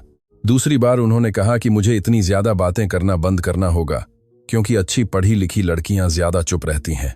मीना आश्चर्यचकित थी। लक्ष्मी ने उसे कभी राजेश की नई पत्नी से अपनी मुलाकातों के इन विवरणों के बारे में नहीं बताया था। श्रीमान, एक असली माँ अपनी बेटी को किसी छवि में फिट होने के लिए बदलने की कोशिश नहीं करती। एक असली माँ अपनी बेटी से ठीक वैसे ही प्यार करती है जैसी वह है। कमरे में पूरी तरह सन्नाटा था। राजेश के वकीलों ने भी नोट्स लेना बंद कर दिया था। लेकिन सबसे महत्वपूर्ण बात, श्रीमान, मेरे पास सबूत हैं कि मेरे पिताजी इस बारे में पूरी सच्चाई नहीं बता रहे हैं कि वे मेरी हिरासत क्यों चाहते हैं। राजेश अपनी सीट पर अकड़ गया। उसके वकीलों ने चिंता से एक दूसरे को देखा। श्रीमान, 3 हफ्ते पहले मैंने अपने पिताजी की एक फोन बातचीत सुनी थी जिसे मुझे नहीं सुनना चाहिए था। लक्ष्मी ने जारी रखने से पहले गहरी सांस ली, यह जानते हुए कि वह जो कहने वाली थी वह सब कुछ बदल देगा। मेरे पिताजी किसी से पैसे के बारे में बात कर रहे थे। उन्होंने कहा कि अगर उन्हें मेरी हिरासत मिल जाती है तो उन्हें मेरी दादी से विरासत मिलेगी जो मेरे लिए एक फंड में रखी गई है। उन्होंने ठीक ठीक कहा, मुझे बस कानूनी हिरासत की जरूरत है ताकि मैं फंड तक पहुंच सकूं। बच्ची को हर समय मेरे साथ रहने की भी जरूरत नहीं है, मुझे बस उसका कानूनी अभिभावक बनना है। बम फट गया था। राजेश गुस्से से लाल मुंह करके अचानक खड़ा हो गया। यह झूठ है, वह ये सब गढ़ रही है। राजेश, बैठ जाओ, न्यायाधीश वर्मा ने आदेश दिया। लक्ष्मी ने अपने पिताजी की प्रतिक्रिया से बिना डरे दृढ़ आवाज में जारी रखा, श्रीमान, मैंने यह भी सुना कि मेरे पिताजी ने उस व्यक्ति से कहा कि हिरासत मिलने के बाद वे मुझे एक बोर्डिंग स्कूल भेजने की योजना बना रहे हैं ताकि मैं उनके नए वैवाहिक जीवन में परेशानी न बनूं। मीना की सांस रुक गई। राजेश लक्ष्मी को नहीं चाहता था, वह केवल उन पैसों तक पहुंच चाहता था जिसका उसे विरासत में मिलने का अधिकार था। बस करो, राजेश चिल्लाया, मैं अपनी ही बेटी को इस तरह से मुझे बदनाम करने की अनुमति नहीं दूंगा। लेकिन लक्ष्मी अभी खत्म नहीं हुई थी। श्रीमान, एक और बात है जो आपको जानने की जरूरत है, कुछ ऐसा जो मेरी मां नहीं जानती और मेरे पिताजी निश्चित रूप से नहीं चाहते कि यह पता चले। कमरे में सभी अपनी सीटों के किनारे पर थे। मेरे पिताजी ने हमें पैसे देना इसलिए बंद नहीं किया क्योंकि वे नहीं दे सकते थे। उन्होंने हमें पैसे देना इसलिए बंद कर दिया क्योंकि वे चाहते थे कि मेरी मां एक बुरी मां की तरह दिखे जो मेरी देखभाल नहीं कर सकती। लक्ष्मी ने अपनी नोटबुक से कागज का एक अंतिम टुकड़ा निकाला। श्रीमान, यह उस बैंक का बैंक स्टेटमेंट है जहां मेरे पिताजी का पैसा है। मैंने इसे पिछली बार उनकी ऑफिस में जाने पर कॉपी किया था। राजेश का वकील तुरंत खड़ा हो गया। श्रीमान, यह नाबालिग द्वारा अवैध रूप से प्राप्त किया गया सबूत है। श्रीमान वकील, लक्ष्मी ने उसे टोकते हुए कहा, मैंने कुछ भी नहीं चुराया। यह कागज मेरे पिताजी की ऑफिस में उनके डेस्क पर था जब मैं उनसे मिलने गई थी। क्योंकि वह मेरे पिताजी हैं, मैंने सोचा कि मैं उनकी चीजें देख सकती हूं। यह सामान्य नहीं है कि एक बेटी को अपने पिता की वित्तीय स्थिति पता हो। न्यायाधीश वर्मा ने कागज लिया और उसकी सावधानीपूर्वक जांच की। यह प्रामाणिक था और दिखाता था कि राजेश के पास मीना और लक्ष्मी के साथ अपनी वित्तीय जिम्मेदारियों को पूरा करने के लिए पर्याप्त संसाधन थे। श्रीमान, लक्ष्मी ने जारी रखा, इस दस्तावेज के अनुसार मेरे पिताजी ने पिछले साल इतने पैसे कमाए जितना मेरी मां और मुझे 10 सालों में चाहिए होता, लेकिन उन्होंने हमें भोजन और किराए के लिए बिना पैसे के छोड़ दिया। क्या यह आपको एक ऐसे पिता का व्यवहार लगता है जिसे अपनी बेटी की चिंता है? राजेश पूरी तरह से टूट चुका था। उसके अपने वकील उसे आश्चर्य और तिरस्कार के मिश्रण से देख रहे थे। लक्ष्मी ने अपनी नोटबुकें बंद की और सीधे न्यायाधीश की ओर देखा। श्रीमान, मैंने पुस्तकालय की किताबों में हिरासत के कई मामलों का अध्ययन किया है और मैंने सीखा है कि आपको मेरे लिए सबसे अच्छा क्या है इसका फैसला करना होगा, न कि वयस्कों के लिए सबसे सुविधाजनक क्या है। उसने एक ठहराव लिया और जब उसने जारी रखा तो उसकी आवाज में एक वास्तविक भावना के साथ नरमी आई जिसने कमरे में सभी के दिल को छू लिया। मेरी मां के पास शायद एक बड़ा घर या ज्यादा पैसे ना हो, लेकिन जब मुझे बुरे सपने आते हैं तो वह मेरे साथ रात भर जागती रहती हैं। जब मैं बीमार होती हूं तो वह मेरी देखभाल करती हैं, चाहे उन्हें काम पर न जाना पड़े। जब मुझे स्कूल में समस्याएं आती हैं तो वह उन्हें हल करने में मेरी मदद करती हैं। जब मैं दुखी होती हूं तो वह मुझे गले लगाती हैं जब तक कि मैं बेहतर महसूस न करूं। उसकी गालों से आंसू बहने लगे, लेकिन उसकी आवाज दृढ़ रही। मेरे पिताजी मुझे चीजें खरीद सकते हैं, लेकिन मेरी मां मुझे सच्चा प्यार देती हैं, और सच्चा प्यार पैसे से नहीं खरीदा जा सकता। लक्ष्मी राजेश की ओर मुड़ी और उसके बाद उसने जो कहा वह हमेशा के लिए सभी उपस्थित लोगों की यादों में अंकित हो गया। पिताजी, अगर आप मुझसे सच में प्यार करते तो आप मुझे दुनिया में सबसे ज्यादा प्यार करने वाले व्यक्ति से अलग करने की कोशिश नहीं करते। अगर आपको मेरी खुशी की सच में परवाह होती तो आपने मेरी माँ को इतना दुख नहीं दिया होता। और अगर आप सच में मेरी देखभाल करना चाहते तो आप इन सभी महीनों में मेरी देखभाल कर रहे होते, बजाय यह योजना बनाने के कि मुझे पैसे के लिए कैसे इस्तेमाल किया जाए। कमरे में पूरी तरह सन्नाटा था। राजेश अपनी बेटी की आंखों में भी नहीं देख पा रहा था। लक्ष्मी फिर से न्यायाधीश की ओर मुड़ी। श्रीमान, मुझे पता है कि मैं केवल 8 साल की हूं। मुझे पता है कि मैं असली वकील नहीं हूं, लेकिन मुझे पता है कि सच्चा प्यार कैसा लगता है। और मुझे पता है कि कैसा लगता है जब कोई आपको केवल वही चाहता है जो आप उन्हें दे सकते हैं। उसने अपनी माँ की ओर देखा, जो चुपचाप रो रही थी। मैं अपनी माँ के साथ रहना चाहती हूँ, इसलिए नहीं कि वह परफेक्ट है, बल्कि इसलिए कि वह मुझसे पूरी तरह से प्यार करती है, और यही मुझे खुश और स्वस्थ रहने के लिए चाहिए। लक्ष्मी ने अपनी नोटबुकें उठाईं और बैठ गईं। उसने वह सबसे प्रेरक मामला प्रस्तुत किया था जो न्यायाधीश वर्मा ने अपने 20 साल के करियर में सुना था। कमरे में कई मिनटों तक सन्नाटा पसरा रहा। राजेश और उसके वकील पूरी तरह से हारे हुए लग रहे थे। मीना गर्व और राहत से रो रही थी, और न्यायाधीश उस 8 साल की बच्ची को देख रहे थे जिसने अभी अभी साबित किया था कि ज्ञान और सच्चाई की कोई उम्र नहीं होती। बहुत अच्छे, न्यायाधीश वर्मा ने आखिरकार कहा। मैं विचार विमर्श के लिए 30 मिनट का अवकाश लूंगा। जब मैं वापस आऊंगा तो अपना फैसला सुनाऊंगा। जब न्यायाधीश कमरे से बाहर निकले तो लक्ष्मी अपनी मां की ओर मुड़ी और उसे गले लगा लिया। तुमने बिल्कुल सही किया मेरी जान, मीना ने फुसफुसाया। मुझे तुम पर बहुत गर्व है। क्या तुम्हें लगता है कि यह काम कर गया मां? मीना ने उस मेज की ओर देखा जहां राजेश और उसके वकील फुसफुसा कर और तेजी से बात कर रहे थे, स्पष्ट रूप से घबराहट में। मुझे लगता है कि तुमने अपना पहला केस अभी अभी जीता है। वकील, 30 मिनट का अवकाश एक अनंत काल जैसा लगा। मीना और लक्ष्मी अपनी मेज पर बैठी रहीं, हाथ पकड़े हुए, जबकि वे देख रही थीं कि राजेश और उसके वकीलों के बीच फुसफुसाहट में एक गर्मागर्म बहस हो रही थी। यह स्पष्ट था कि कानूनी टीम राजेश से इस बात पर नाराज थी कि उसने उन्हें अपनी असली प्रेरणाओं के बारे में पूरी सच्चाई नहीं बताई थी। माँ, क्या तुम्हें लगता है कि मैंने पिताजी के बारे में वे सभी रहस्य बताकर सही किया? लक्ष्मी ने दबी आवाज में पूछा, अचानक एक 8 साल की बच्ची की कमजोरी दिखाते हुए, जिसने अभी अभी सार्वजनिक रूप से अपने ही पिता का सामना किया था। मीना ने अपनी बेटी के बालों पर हाथ फेरा। मेरी जान, तुमने सच कहा, और सच हमेशा सही होता है, भले ही वह दर्दनाक हो। लेकिन अब पिताजी मुझसे बहुत नाराज हैं। लक्ष्मी, मुझे देखो। मीना ने अपनी बेटी का चेहरा अपने हाथों में लिया। अगर तुम्हारे पिताजी इसलिए नाराज हैं क्योंकि तुमने सच कहा, तो समस्या तुम नहीं हो। समस्या यह है कि वह नहीं चाहते थे कि सच सामने आए। सामने की मेज पर राजेश के वकीलों में से एक अचानक खड़ा हो गया और अपने दस्तावेज पैक करना शुरू कर दिया। यह स्पष्ट था कि उन्होंने फैसला किया था कि मामला हार गया था, और वे अब ऐसे मुवक्किल से जुड़े नहीं रहना चाहते थे जिसने उनसे इतनी बेशर्मी से झूठ बोला था। श्रीमान कुमार, उन्होंने राजेश से दबी आवाज में लेकिन सुनाई देने योग्य स्वर में कहा, आपने हमें विरासत के बारे में या अपनी असली इरादों के बारे में सूचित नहीं किया। यह मुवक्किल और वकील के बीच विश्वास का गंभीर उल्लंघन है। आप मुझे अभी नहीं छोड़ सकते, राजेश ने हताशा में बुदबुदाया। श्रीमान कुमार, उस बच्ची ने अभी अभी जो खुलासा किया है, उसके बाद कोई कानूनी रणनीति इस मामले को नहीं बचा सकती। इसके अलावा सच कहूं तो हम ऐसे व्यक्ति का प्रतिनिधित्व करने में सहज नहीं हैं जो वित्तीय प्रेरणाओं के लिए नाबालिग की हिरासत चाहता है। राजेश अपनी मेज पर अकेला रह गया, यह देखकर कि उसके वकील अपना सामान समेट रहे थे और जाने की तैयारी कर रहे थे। पूरी प्रक्रिया में पहली बार वह वास्तव में हारा हुआ दिख रहा था। यह उसी क्षण था जब कमरे के दरवाजे खुले और न्यायाधीश वर्मा वापस लौटे। उनका भाव गंभीर था, लेकिन उनकी आंखों में कुछ ऐसा था जिसे मीना नहीं समझ पाई। कृपया अपनी अपनी सीटों पर बैठ जाएं, अदालत के क्लर्क ने घोषणा की। सभी चुपचाप बैठ गए।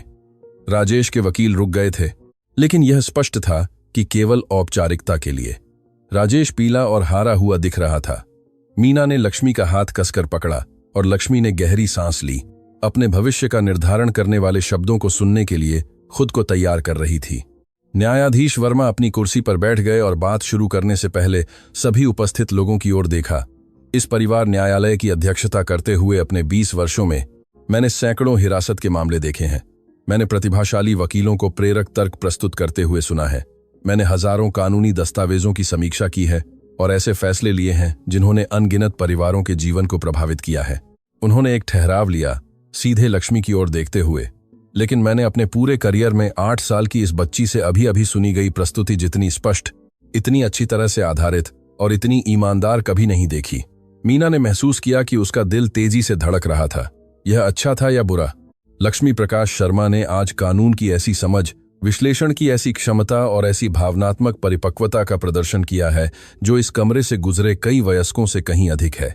न्यायाधीश ने एक फाइल ली और उसे अपने सामने खोला, लेकिन उसकी असाधारण बुद्धिमत्ता से भी महत्वपूर्ण बात, उसने कुछ ऐसा दिखाया है जो ऐसे मामलों में मौलिक है, सच्चे प्यार और सच्चे परिवार का स्पष्ट अर्थ। राजेश अपनी कुर्सी पर असहज रूप से हिलने लगा। इस मामले में हमारे पास एक वादी है जिसके पास काफी आर्थिक संसाधन है, लेकिन हिरासत चाहने की उसकी प्रेरणाओं पर आज प्रस्तुत साक्ष्य द्वारा गंभीर रूप से सवाल उठाया गया है। न्यायाधीश वर्मा ने सीधे राजेश की ओर देखा। श्रीमान कुमार, साक्ष्य से पता चलता है कि आपकी बेटी की हिरासत प्राप्त करने में आपकी दिलचस्पी उसके कल्याण से प्रेरित नहीं है, बल्कि एक पारिवारिक विरासत से संबंधित वित्तीय विचारों से है। यह बच्चे के सर्वोत्तम हित के सिद्धांत का मौलिक उल्लंघन है। राजेश ने सिर झुका लिया, यह जानते हुए कि लक्ष्मी ने जो खुलासा किया था उसे अस्वीकार करने का कोई तरीका नहीं था। इसके अलावा छिटपुट मुलाकातों का पैटर्न, नाबालिग के दैनिक जीवन में वास्तविक भागीदारी की कमी और उसे बोर्डिंग स्कूल भेजने के बारे में रिपोर्ट की गई टिप्पणियां एक पिता के रूप में उसकी भूमिका के प्रति वास्तविक प्रतिबद्धता की कमी को दर्शाती हैं। न्यायाधीश ने फाइल बंद कर दी और मीना की ओर रुख किया। दूसरी ओर हमारे पास एक प्रतिवादी है जो आर्थिक कठिनाइयों का सामना करने के बावजूद अपनी बेटी के कल्याण के लिए एक अटूट प्रतिबद्धता दिखाई है। नाबालिग के उत्कृष्ट अंक, उसका स्वस्थ भावनात्मक विकास और मां और बेटी के बीच घनिष्ठ और प्रेमपूर्ण रिश्ते के फोटोग्राफिक सबूत अपने आप में बहुत कुछ कहते हैं। मीना की आंखों में राहत के आंसू आने लगे।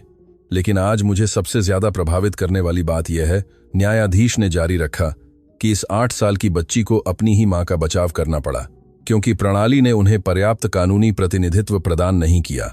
न्यायाधीश खड़े हो गए और कमरे में सभी ने ऐसा ही किया। इसलिए मेरा फैसला इस प्रकार है, नाबालिग लक्ष्मी प्रकाश शर्मा की पूरी हिरासत उसकी मां मीना शर्मा को दी जाती है। इसके अलावा मैं आदेश देता हूं कि श्री राजेश कुमार तत्काल गुजारा भत्ता का भुगतान फिर से शुरू करें जो उन्होंने निलंबित कर दिया था। निलंबन की तारीख से पूर्वव्यापी प्रभाव से। मीना ने राहत से रोते हुए अपने मुंह पर हाथ रख लिया। लक्ष्मी बहुत गंभीर थी, यह प्रक्रिया कर रही थी कि वे जीत गए थे। लेकिन और भी है, न्यायाधीश ने जारी रखा। मैं इस सुनवाई के दौरान उल्लिखित पारिवारिक विरासत के प्रबंधन की पूरी जांच का आदेश देता हूं ताकि यह सुनिश्चित किया जा सके कि नाबालिग के वित्तीय अधिकारों की उचित सुरक्षा हो। राजेश पीला पड़ गया। उसने न केवल हिरासत खो दी थी, बल्कि अब उस पर लक्ष्मी के पैसे के प्रबंधन के लिए भी जांच की जाएगी।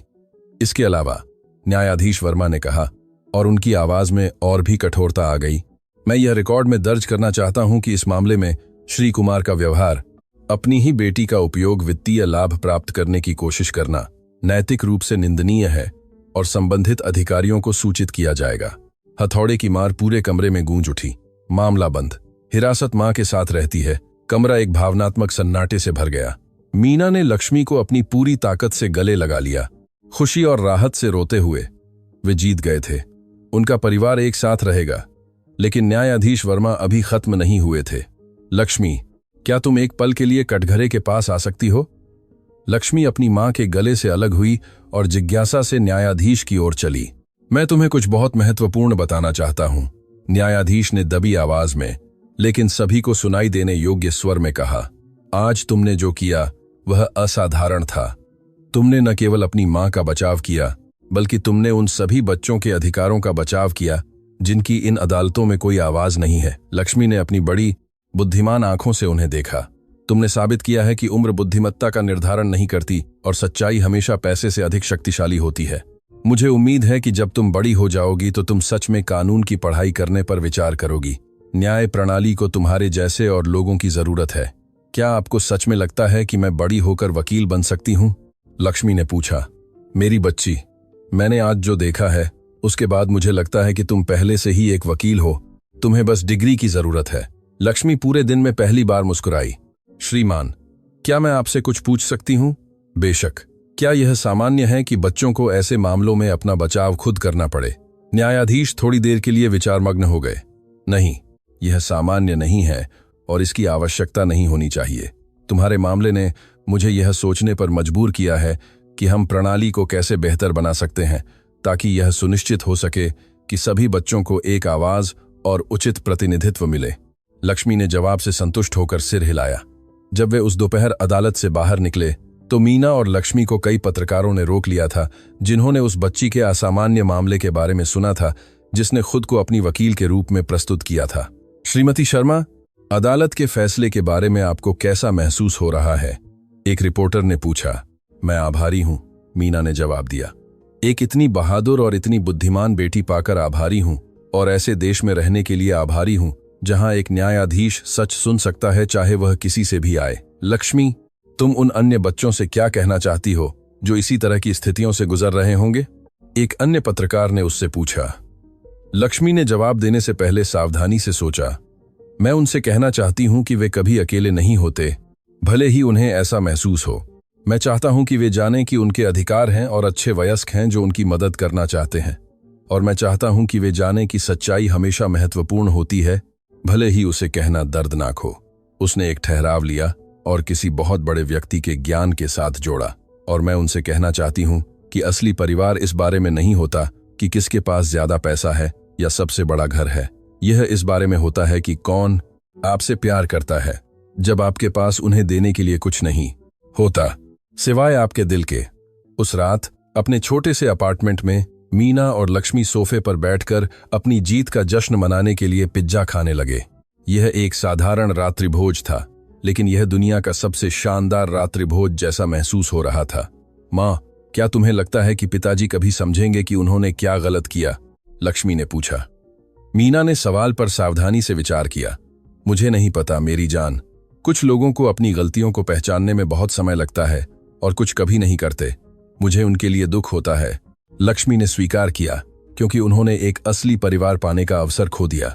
मीना ने अपनी बेटी को गले लगा लिया।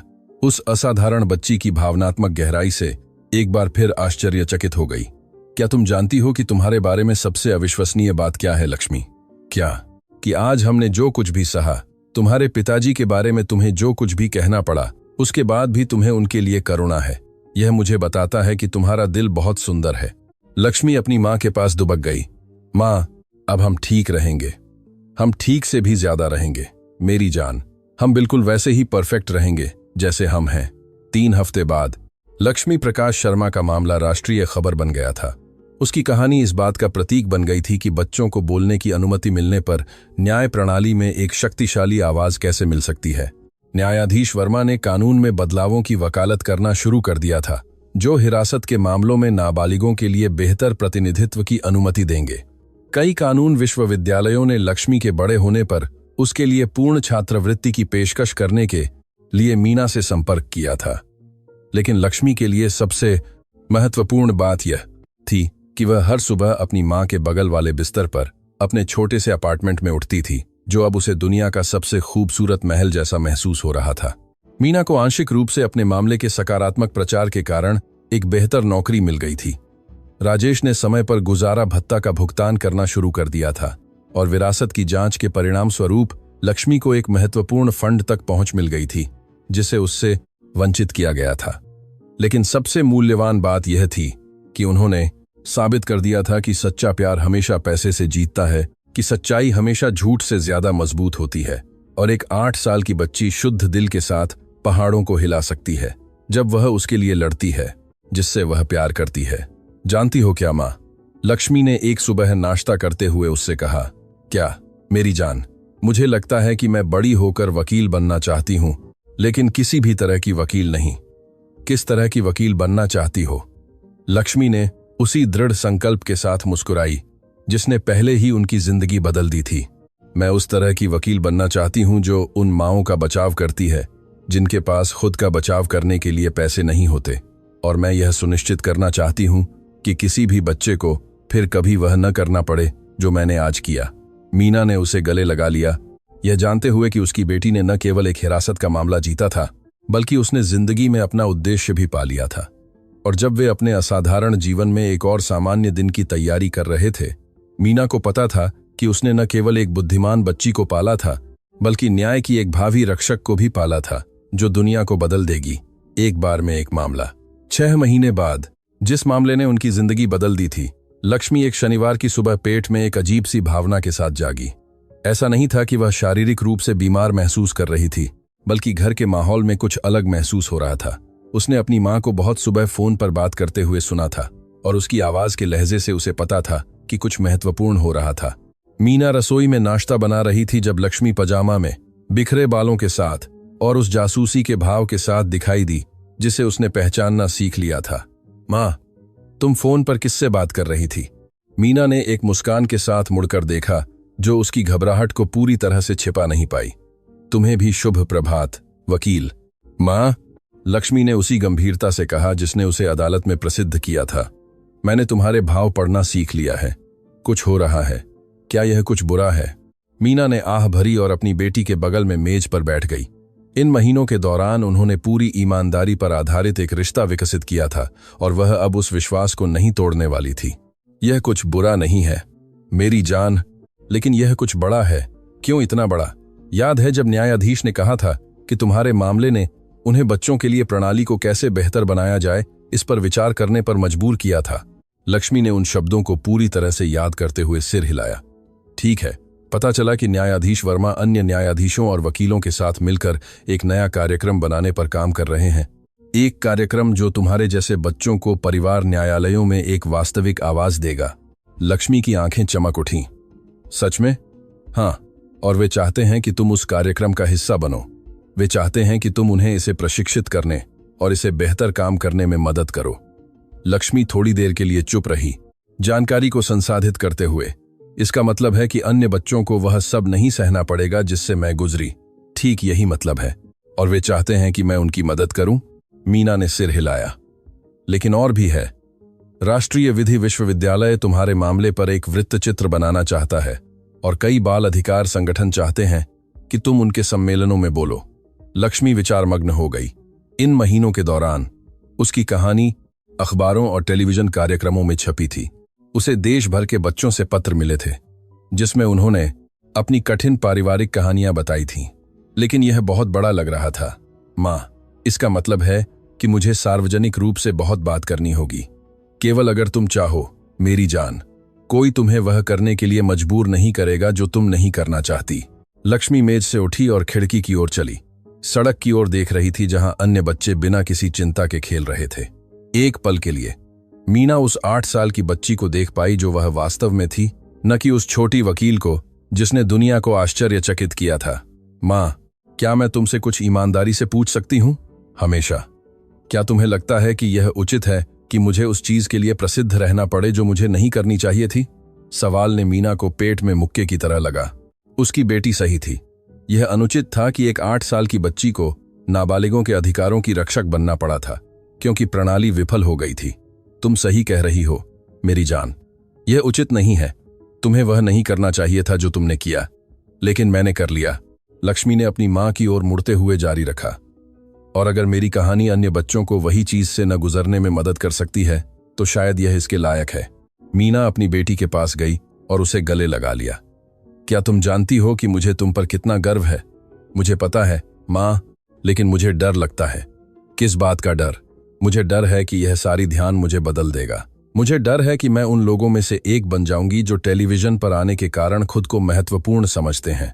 मुझे डर है कि मैं भूल जाऊंगी कि मैंने यह सब क्यों किया।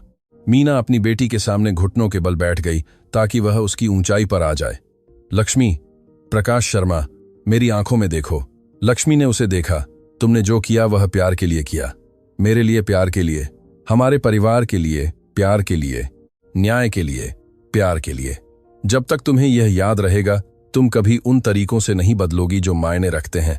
लेकिन अगर प्रसिद्धि मुझे अलग महसूस कराती है तो क्या होगा? तो मैं तुम्हें याद दिलाने के लिए यहां रहूंगी कि तुम वास्तव में कौन हो। तुम्हें याद दिलाने के लिए कि तुम मेरी बेटी हो, कि तुम एक सामान्य बच्ची हो जिसने कुछ असाधारण किया। और तुम्हारे बारे में सबसे महत्वपूर्ण बात वह नहीं है जो अखबारों में छपी, बल्कि वह खूबसूरत दिल है जो तुम्हारे पास है। लक्ष्मी ने सिर हिलाया, थोड़ा और सुरक्षित महसूस करते हुए। और अगर मैं ये चीजें करना स्वीकार करती हूं और बाद में मुझे पछतावा होता है तो तुम रुक जाओगी। यह इतना आसान है। तुम अपनी कहानी को नियंत्रित करती हो लक्ष्मी, कोई और नहीं। उस दोपहर मीना और लक्ष्मी न्यायाधीश वर्मा और बाल अधिकारों में विशेषज्ञता वाले वकीलों की एक टीम से मिलने गईं। बैठक विश्वविद्यालय के एक सम्मेलन कक्ष में हुई और जब वे पहुंचे तो लक्ष्मी यह देखकर हैरान थी कि उसे विशेष रूप से मिलने के लिए कितने महत्वपूर्ण लोग आए थे। लक्ष्मी, तुम्हें देखकर मुझे बहुत खुशी हुई, न्यायाधीश वर्मा ने एक वास्तविक मुस्कान के साथ पास आते हुए कहा। इन महीनों में तुम्हें कैसा महसूस हुआ है? अच्छा श्रीमान, कभी कभी थोड़ा अभिभूत, लेकिन अच्छा। यह पूरी तरह से सामान्य है। तुमने जो किया वह सामान्य नहीं था, इसलिए यह स्वाभाविक है कि परिणाम भी सामान्य न लगे। एक सुरुचिपूर्ण महिला उनके पास आई। लक्ष्मी, मैं डॉक्टर पूजा हूं, बाल अधिकार संस्थान की निदेशक। मैंने शुरू से ही तुम्हारे मामले का पालन किया है और मैं तुमसे व्यक्तिगत रूप से मिलना चाहती थी। मिलकर खुशी हुई डॉक्टर। लक्ष्मी, क्या मैं तुमसे कुछ पूछ सकती हूं? बाल अधिकारों का अध्ययन करते हुए अपने सभी वर्षों में मैंने कभी किसी बच्चे को कानूनी सुनवाई के लिए इतनी सावधानी से तैयारी करते नहीं देखा था। तुम्हें कैसे पता चला कि क्या अध्ययन करना है? लक्ष्मी ने थोड़ी देर सोचा। ठीक है, मुझे पता था कि मुझे उन कानूनों को समझना होगा जो मेरी रक्षा करते हैं, इसीलिए मैं पुस्तकालय गई और मदद मांगी। श्रीमती सिंह ने मुझे सही किताबें ढूंढने में मदद की। लेकिन तुम्हें कैसे पता चला कि सही कानून कौन से थे? मैंने बहुत कुछ पढ़ा और हर बार जब मुझे कुछ ऐसा मिलता जो मेरे मामले के लिए महत्वपूर्ण लगता तो मैं उसे अपनी नोटबुक में लिख लेती। मुझे लगता है कि मुझे महत्वपूर्ण बातों को याद रखने की अच्छी क्षमता है। एक वृद्ध व्यक्ति जिसने खुद को डॉक्टर विवेक, परिवार कानून के प्रोफेसर के रूप में पेश किया, बातचीत में शामिल हो गया। लक्ष्मी, मैं 30 सालों से कानून पढ़ा रहा हूं और मेरे कुछ विश्वविद्यालय के छात्र भी तुम्हारे जितना अच्छी तरह से आधारित मामला प्रस्तुत नहीं कर पाते। क्या तुमने बड़ी होकर कानून की पढ़ाई करने पर गंभीरता से विचार किया है? हाँ श्रीमान, लेकिन सिर्फ किसी भी तरह का कानून नहीं। मैं अपने जैसे मामलों में विशेषज्ञता हासिल करना चाहती हूँ। मैं उन परिवारों की मदद करना चाहती हूँ जिनके पास अच्छे वकील रखने के लिए पैसे नहीं हैं। डॉक्टर पूजा रुचि से आगे झुक गईं। और तुम एक ऐसा कार्यक्रम बनाने के विचार के बारे में क्या सोचती हो जहां तुम्हारे जैसे बच्चों को परिवार न्यायालयों में विशेष प्रतिनिधित्व मिल सके?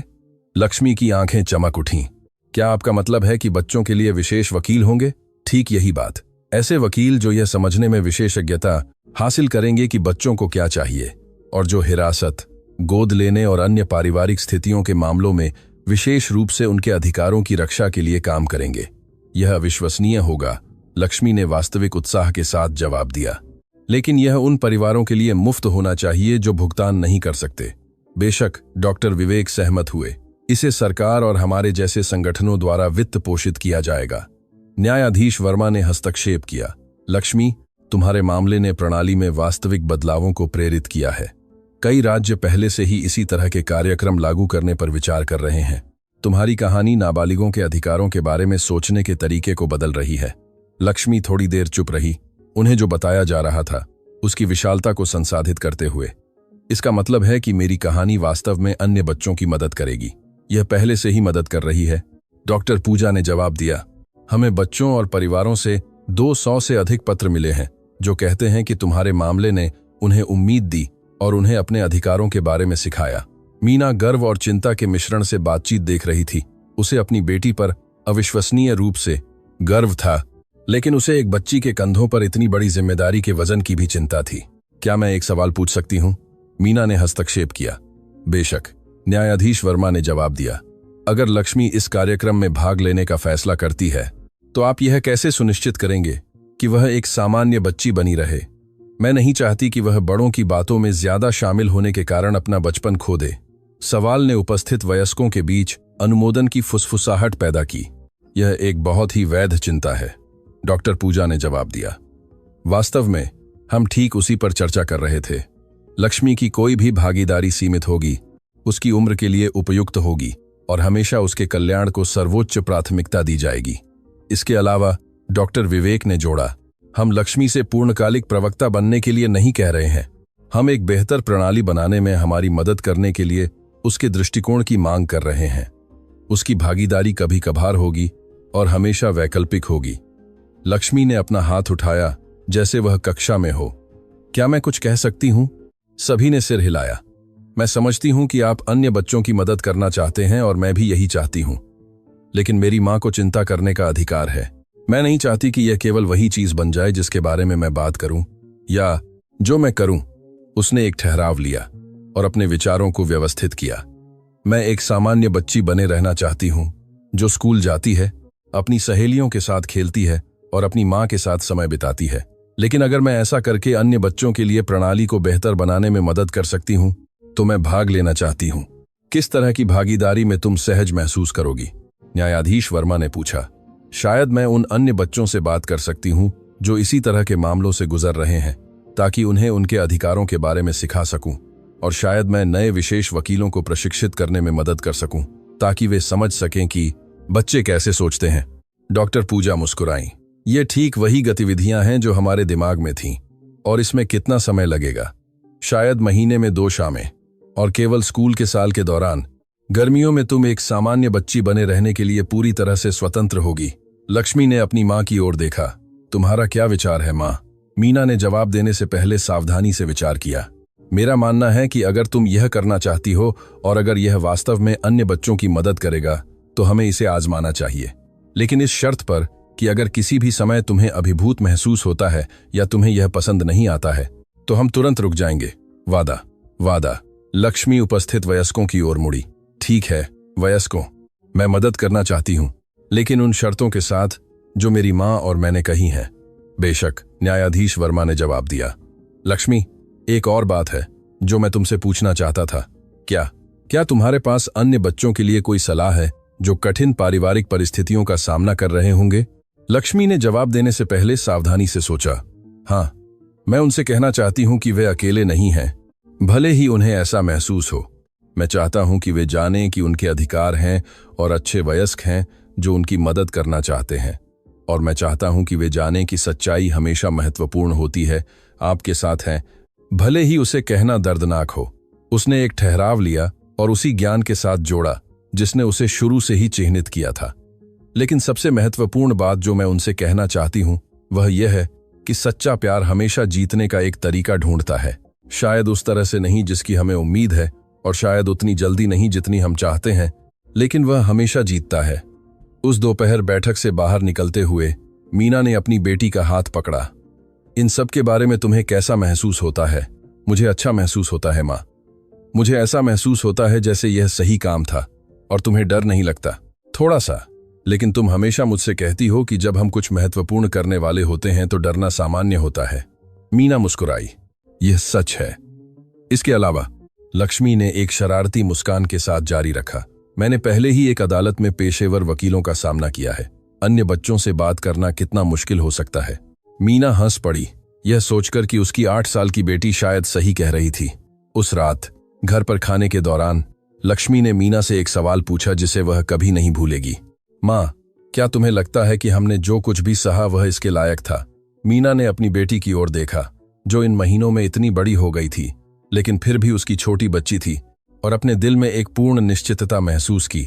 मेरी जान, हर आंसू, चिंता की हर रात, हर मुश्किल पल इस पल तक पहुंचने के लायक था। तुम्हें उस असाधारण बच्ची में बदलते देखने के लिए, यह जानने के लिए कि हमारी कहानी अन्य परिवारों की मदद करेगी, और यहाँ एक साथ रहने के लिए, यह जानते हुए कि हमारा प्यार किसी भी बाधा से ज्यादा मजबूत था। लक्ष्मी मुस्कुराई और अपना स्पेगेटी खाना जारी रखा। तो हम अगले रोमांच के लिए तैयार हैं, है ना माँ? हमेशा तैयार हैं वकील, हमेशा। 5 साल बाद उस शुक्रवार को जिसने उनकी जिंदगी हमेशा के लिए बदल दी थी, लक्ष्मी प्रकाश शर्मा अपने जीवन का सबसे महत्वपूर्ण भाषण देने की तैयारी कर रही थी। इस बार अदालत में नहीं, बल्कि राष्ट्रीय संसद में, जहां 13 साल की उम्र में वह देश के इतिहास में सबसे कम उम्र की व्यक्ति बन गई थी, जिसने विधायकों को एक विधेयक पर संबोधित किया था जिसका नाम उसके नाम पर होगा, लक्ष्मी अधिनियम। पारिवारिक प्रक्रियाओं में नाबालिगों के अधिकारों की व्यापक सुरक्षा के लिए। मीना संसद की गैलरी से अपनी गालों पर गर्व के आंसू बहाती हुई देख रही थी। उसकी बेटी अब वह 8 साल की हताश बच्ची नहीं थी जिसे अपनी ही वकील बनना पड़ा था। अब वह 13 साल की एक किशोरी थी जिसने इसी तरह की स्थितियों में 200 से अधिक बच्चों की मदद की थी, 15 राज्यों में विधायी परिवर्तनों को प्रेरित किया था और बाल अधिकारों के मुद्दों पर देश की सबसे सम्मानित आवाज बन गई थी। लेकिन मीना के लिए वह अभी भी उसकी छोटी बच्ची थी, जो हर सुबह स्कूल जाने से पहले उसे एक चुंबन देती थी और हर रात खाने के दौरान उसे अपने दिन के बारे में बताती थी। माननीय सांसदगण, लक्ष्मी ने एक स्पष्ट आवाज में शुरू किया जो पूरे कक्ष में भर गई। मेरा नाम लक्ष्मी प्रकाश शर्मा है। 5 साल पहले जब मैं 8 साल की थी तो मुझे अपनी ही मां की वकील बनना पड़ा था, क्योंकि हमारी कानूनी प्रणाली में बच्चों की आवाज के लिए कोई जगह नहीं थी। संसद में सन्नाटा था। उपस्थित कई विधायकों ने शुरू से ही लक्ष्मी की कहानी का पालन किया था, लेकिन उसे व्यक्तिगत रूप से बोलते हुए सुनना, इस वाक्पटु और आत्मविश्वासी किशोरी को देखना कुछ पूरी तरह से अलग था। आज मैं अपनी कहानी फिर से सुनाने के लिए यहाँ नहीं हूँ। मैं यहाँ उन सभी कहानियों के बारे में बात करने के लिए हूँ जो उसके बाद आई प्रिया की, जिसने 7 साल की उम्र में एक न्यायाधीश को यह समझाना पड़ा कि वह अपनी कामकाजी मां के साथ क्यों रहना चाहती थी बजाय अपने अमीर पिता के साथ जाने के। राजेश की, जिसने 10 साल की उम्र में सावधानीपूर्वक दर्ज किया कि उसका पिता मुलाकातों के दौरान उसे भावनात्मक रूप से कैसे हेरफेर करता था। लक्ष्मी ने एक ठहराव लिया, शब्दों को प्रभाव डालने दिया। मैं यहाँ अनामिका की बात करने के लिए हूँ, जिसने 12 साल की उम्र में चुपचाप उन बातचीत को रिकॉर्ड करना पड़ा जहां उसका सौतेला पिता उसे धमकी देता था ताकि यह साबित हो सके कि उसके साथ रहना सुरक्षित नहीं था। करण की, जिसने 9 साल की उम्र में 6 पन्नों का एक पत्र लिखा था जिसमें अदालत को समझाया गया था कि उसकी दादी उसके नशेड़ी माता पिता से बेहतर अभिभावक क्यों थी। लक्ष्मी ने जो हर उदाहरण दिया वह उन बच्चों का एक वास्तविक मामला था जिनकी उसने इन 5 सालों में प्रेरित कार्यक्रम के माध्यम से मदद की थी। माननीय विधायक गण, इन 5 सालों में मैंने 200 से अधिक बच्चों के साथ काम किया है जिन्हें उचित मार्गदर्शन के बिना परिवार न्याय प्रणाली को नेविगेट करने के लिए मजबूर किया गया था। मैंने 6 साल के बच्चों को देखा है जो कुछ वयस्कों से बेहतर अपने कानूनी अधिकारों को जानते हैं। मैंने ऐसे बच्चों को देखा है जिन्हें बहुत जल्दी बड़ा होना पड़ा क्योंकि कोई और उनके हितों की रक्षा नहीं करेगा। विधायक शर्मा, जो लक्ष्मी अधिनियम की मुख्य प्रमोटरों में से एक थीं, ने सावधानी से अपनी आंखें पोंछीं। लेकिन मैंने कुछ सुंदर भी देखा है। मैंने देखा है कि जब हम बच्चों को सही उपकरण और पर्याप्त समर्थन देते हैं तो वे खुद की वकालत ऐसे तरीकों से कर सकते हैं जो उनके आसपास के सभी वयस्कों को आश्चर्यचकित करते हैं। मैंने देखा है कि बच्चों को वयस्कों की आवश्यकता नहीं होती कि वे उनके लिए बोलें, उन्हें वयस्कों की आवश्यकता होती है कि वे उन्हें सुनें। लक्ष्मी ने अपने साथ लाई हुई फाइल खोली। आज आप जिस लक्ष्मी अधिनियम पर विचार कर रहे हैं वह सिर्फ एक कानून नहीं है, यह एक वादा है। एक वादा है कि इस देश में किसी भी बच्चे को वह नहीं सहना पड़ेगा जो मैंने सहा। एक वादा है कि हिरासत, गोद लेने या किसी भी पारिवारिक प्रक्रिया में शामिल हर नाबालिग को बाल अधिकारों में विशेषज्ञता वाले एक वकील तक पूरी तरह से मुफ्त पहुंच मिलेगी। अनुमोदन की फुसफुसाहट पूरे कक्ष में सुनाई दी, लेकिन यह कानून इससे भी कुछ और है। यह स्थापित करता है कि 6 साल से अधिक उम्र के बच्चों को उनकी उम्र के लिए उपयुक्त वातावरण में सीधे न्यायाधीश द्वारा सुने जाने का अधिकार है। यह गारंटी देता है कि किसी भी नाबालिग को पहले अपने विकल्पों और अधिकारों की स्पष्ट व्याख्या के बिना हिरासत के बारे में निर्णय लेने के लिए मजबूर नहीं किया जा सकता है। लक्ष्मी ने फाइल बंद की और सीधे विधायकों की ओर देखा। मुझे पता है कि आप में से कुछ सोचते हैं कि इन प्रक्रियाओं में नाबालिगों को इतनी आवाज देना उचित है या नहीं। मुझे पता है कि कुछ सोचते हैं कि बच्चे इन जटिल स्थितियों को समझने के लिए तैयार नहीं हैं। उसने एक महत्वपूर्ण ठहराव लिया। मैं आपको कुछ ऐसा बताने जा रही हूं जो मैंने पारिवारिक संकट में बच्चों के साथ काम करते हुए इन 5 सालों में सीखा है। बच्चे वयस्कों के विश्वास से कहीं ज्यादा समझते हैं। वे समझते हैं कि उन्हें कब प्यार किया जाता है और कब उनका इस्तेमाल किया जाता है। वे समझते हैं कि कोई वास्तव में उनके कल्याण की परवाह करता है और कोई केवल कानूनी लड़ाई जीतने की परवाह करता है। सांसद वर्मा आगे झुक गए, लक्ष्मी के शब्दों से स्पष्ट रूप से प्रभावित होकर। बच्चे एक ऐसे पिता के बीच का अंतर समझते हैं जो उनकी देखभाल करना चाहता है और एक पिता के बीच का अंतर समझते हैं जो उन्हें नियंत्रित करना चाहता है। वे समझते हैं कि कोई निर्णय उनकी खुशी को ध्यान में रखकर लिया जाता है और कब वयस्कों की सुविधा को ध्यान में रखकर लिया जाता है। लक्ष्मी ने अपने भाषण के सबसे व्यक्तिगत हिस्से के साथ जारी रखने से पहले गहरी सांस ली। 5 साल पहले मैं एक डरी हुई बच्ची थी जो सोच रही थी कि वह अपनी जिंदगी के सबसे महत्वपूर्ण व्यक्ति को खोने वाली है। आज मैं एक किशोरी हूं जिसने बच्चों की वास्तविक शक्ति को देखा है जब प्रणाली उन्हें अनदेखा करने के बजाय उनका समर्थन करती है। मीना ने उस छोटी बच्ची को याद करते हुए अपने दिल पर हाथ रखा जिसने पुस्तकालय में कानून की पढ़ाई की थी। लेकिन मैं यहाँ सिर्फ लक्ष्मी कुमार के रूप में नहीं हूँ, वह बच्ची जो अपनी माँ का बचाव करने के लिए प्रसिद्ध हुई थी। मैं यहाँ उन सभी बच्चों की आवाज के रूप में हूँ जो आज यहाँ नहीं हो सकते। मैं हर उस नाबालिग का प्रतिनिधित्व कर रही हूँ जो इस समय अदालत में बैठा है, डरा हुआ और भ्रमित। यह नहीं समझ पा रहा है कि उसकी जिंदगी के साथ क्या हो रहा है। लक्ष्मी पोडियम के केंद्र की ओर बढ़ी। माननीय विधायक गण, आपके पास यह सुनिश्चित करने की शक्ति है कि मेरी कहानी अपनी तरह की आखिरी हो। आपके पास यह गारंटी देने की शक्ति है कि फिर कभी किसी 8 साल के बच्चे को वकील नहीं बनना पड़ेगा, क्योंकि प्रणाली उसे कोई और विकल्प नहीं देती। उसकी आवाज में भावना स्पष्ट थी, लेकिन उसने अपनी पूर्ण शांति बनाए रखी। जब आप इस कानून पर वोट करें तो केवल संख्याओं या लागतों के बारे में न सोचें। प्रिया के बारे में सोचें, जो अब 12 साल की है और समाज सेविका बनने की पढ़ाई कर रही है, क्योंकि वह अपने जैसे परिवारों की मदद करना चाहती है। राजेश के बारे में सोचें, जो 15 साल का है और पैतृक अलगाव में विशेषज्ञता हासिल करने के लिए कानून की पढ़ाई करना चाहता है। उसने एक ठहराव लिया। हर उपस्थित विधायक को देखते हुए उन हजारों बच्चों के बारे में सोचें जो इस समय विभाजित परिवारों में रह रहे हैं। यह नहीं जानते कि वे उन लोगों के साथ रह पाएंगे जिनसे वे प्यार करते हैं या नहीं। उस शक्ति के बारे में सोचें जो आपके पास इन कहानियों को बदलने के लिए है। लक्ष्मी ने अपनी फाइल से कागज का एक अंतिम टुकड़ा निकाला। मैं कुछ पढ़कर समाप्त करना चाहती हूं जो मैंने अपनी हिरासत की सुनवाई से एक रात पहले लिखा था, जब मैं 8 साल की थी। मैंने इसे कल अपने इस भाषण की तैयारी करते समय पाया। मीना आश्चर्यचकित थी। उसे नहीं पता था कि लक्ष्मी ने वे नोट्स रखे थे। प्रिया, भगवान, मुझे नहीं पता कि तुम मुझे सुनते हो या नहीं, लेकिन कृपया मुझे मेरी माँ से अलग न होने दो।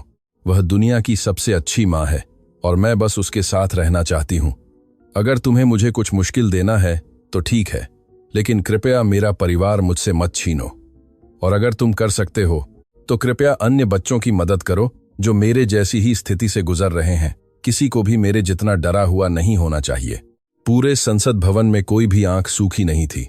एक 8 साल की बच्ची का वह वाक्य ही आज हम यहाँ क्यों हैं इसका कारण है, क्योंकि भगवान, ब्रह्मांड, भाग्य, आप इसे जो भी कहना चाहें, ने मेरा परिवार मुझसे नहीं छीना, बल्कि मुझे कुछ और दिया।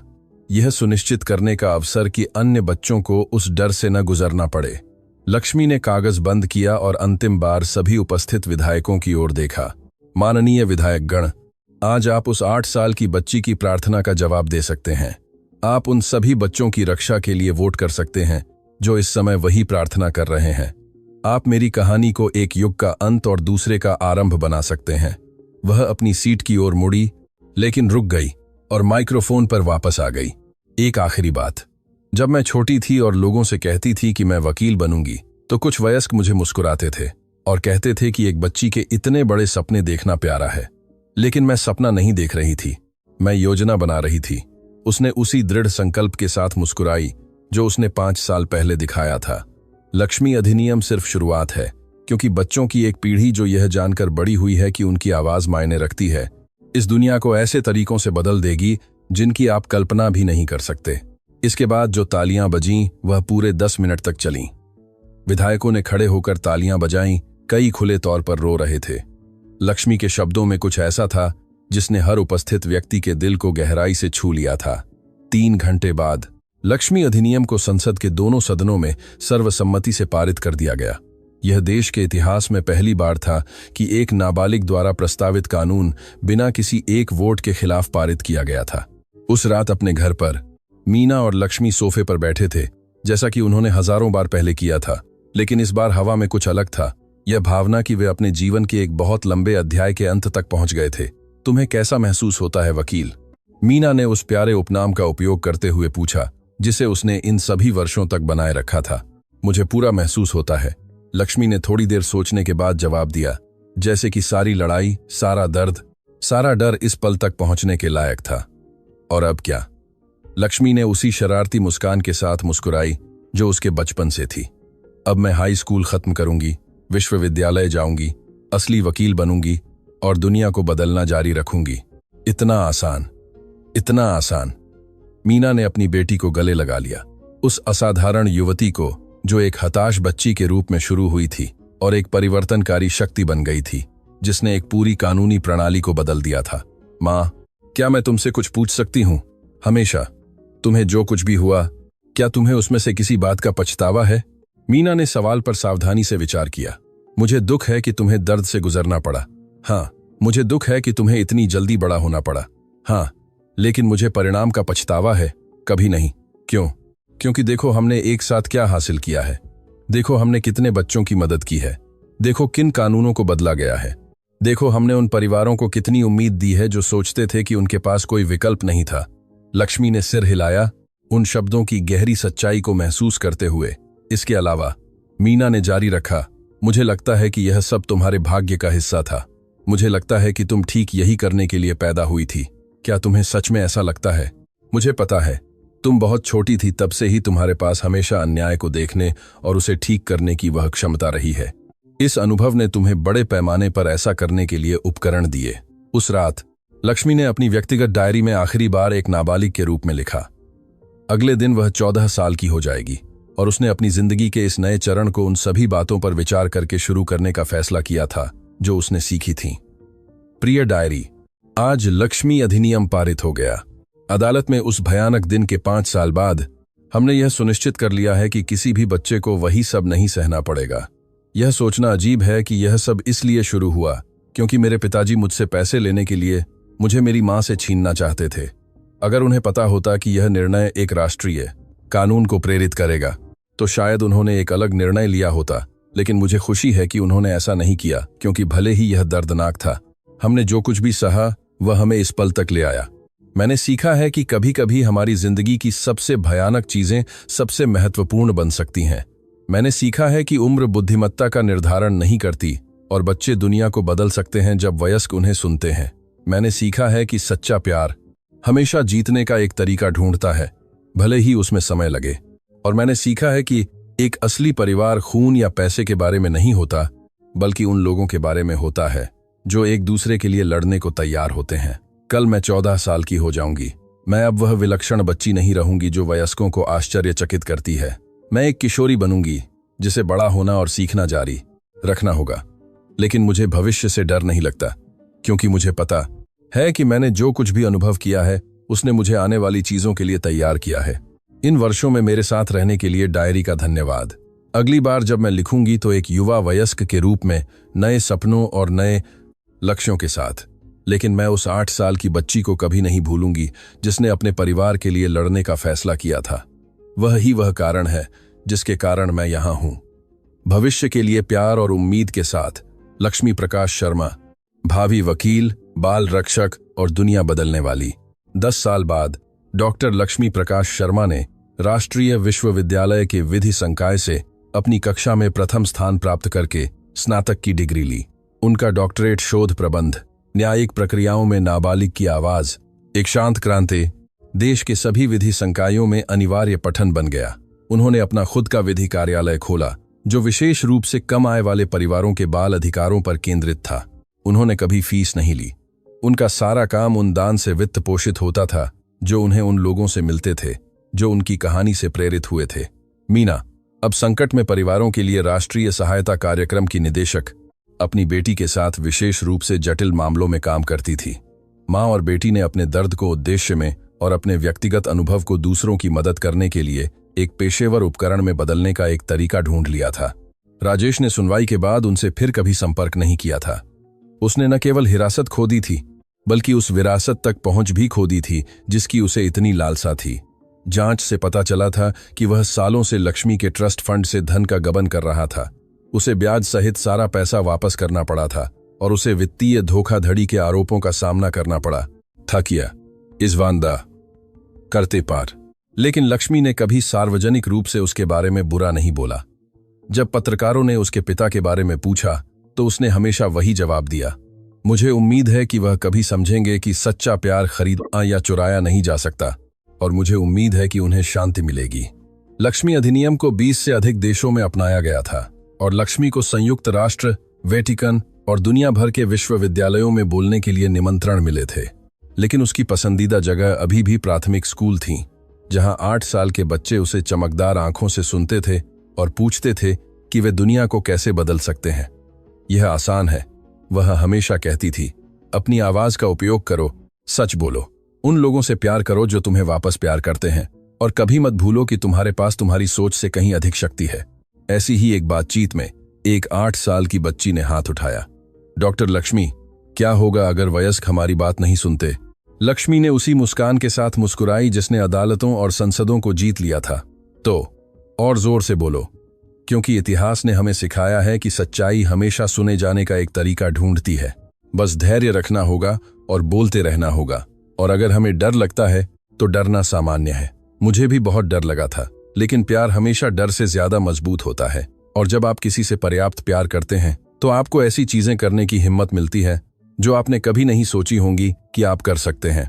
बच्ची ने जवाब से संतुष्ट होकर सिर हिलाया। उस रात घर लौटते समय लक्ष्मी ने अपनी जिंदगी की अविश्वसनीय यात्रा पर विचार किया। उसने एक हताश बच्ची के रूप में शुरुआत की थी, जो केवल अपनी मां के साथ रहना चाहती थी। वह एक परिवर्तनकारी शक्ति बन गई थी, जिसने कानूनों को बदल दिया और परिवारों को बचाया। लेकिन सबसे की थी महत्वपूर्ण बात यह थी कि उसने जिंदगी का सबसे मूल्यवान सबक सीखा था कि सच्चा प्यार जब दृढ़ संकल्प और साहस के साथ मिलता है तो पहाड़ों को हिला सकता है, प्रणालियों को बदल सकता है और चमत्कार कर सकता है। और जब वह उस घर की ओर गाड़ी चला रही थी जहां वह मीना के साथ रहती थी, तो वह यह सोचकर मुस्कुराई कि देश में कहीं न कहीं शायद एक 8 साल की बच्ची पुस्तकालय में अपने कानूनी अधिकारों के बारे में पढ़ रही थी, अपने परिवार के लिए लड़ने की तैयारी कर रही थी, क्योंकि वही लक्ष्मी की असली जीत थी। उसने न केवल अपना मामला जीता था, उसने बच्चों की एक पूरी पीढ़ी को यह विश्वास करने के लिए प्रेरित किया था कि उनकी आवाज मायने रखती है, कि वे न्याय के लिए लड़ सकते हैं और कि प्यार हमेशा जीतने का एक तरीका ढूंढता है। और उसने बहुत पहले फैसला कर लिया था कि यह एकमात्र विरासत थी जो वास्तव में छोड़ने लायक थी।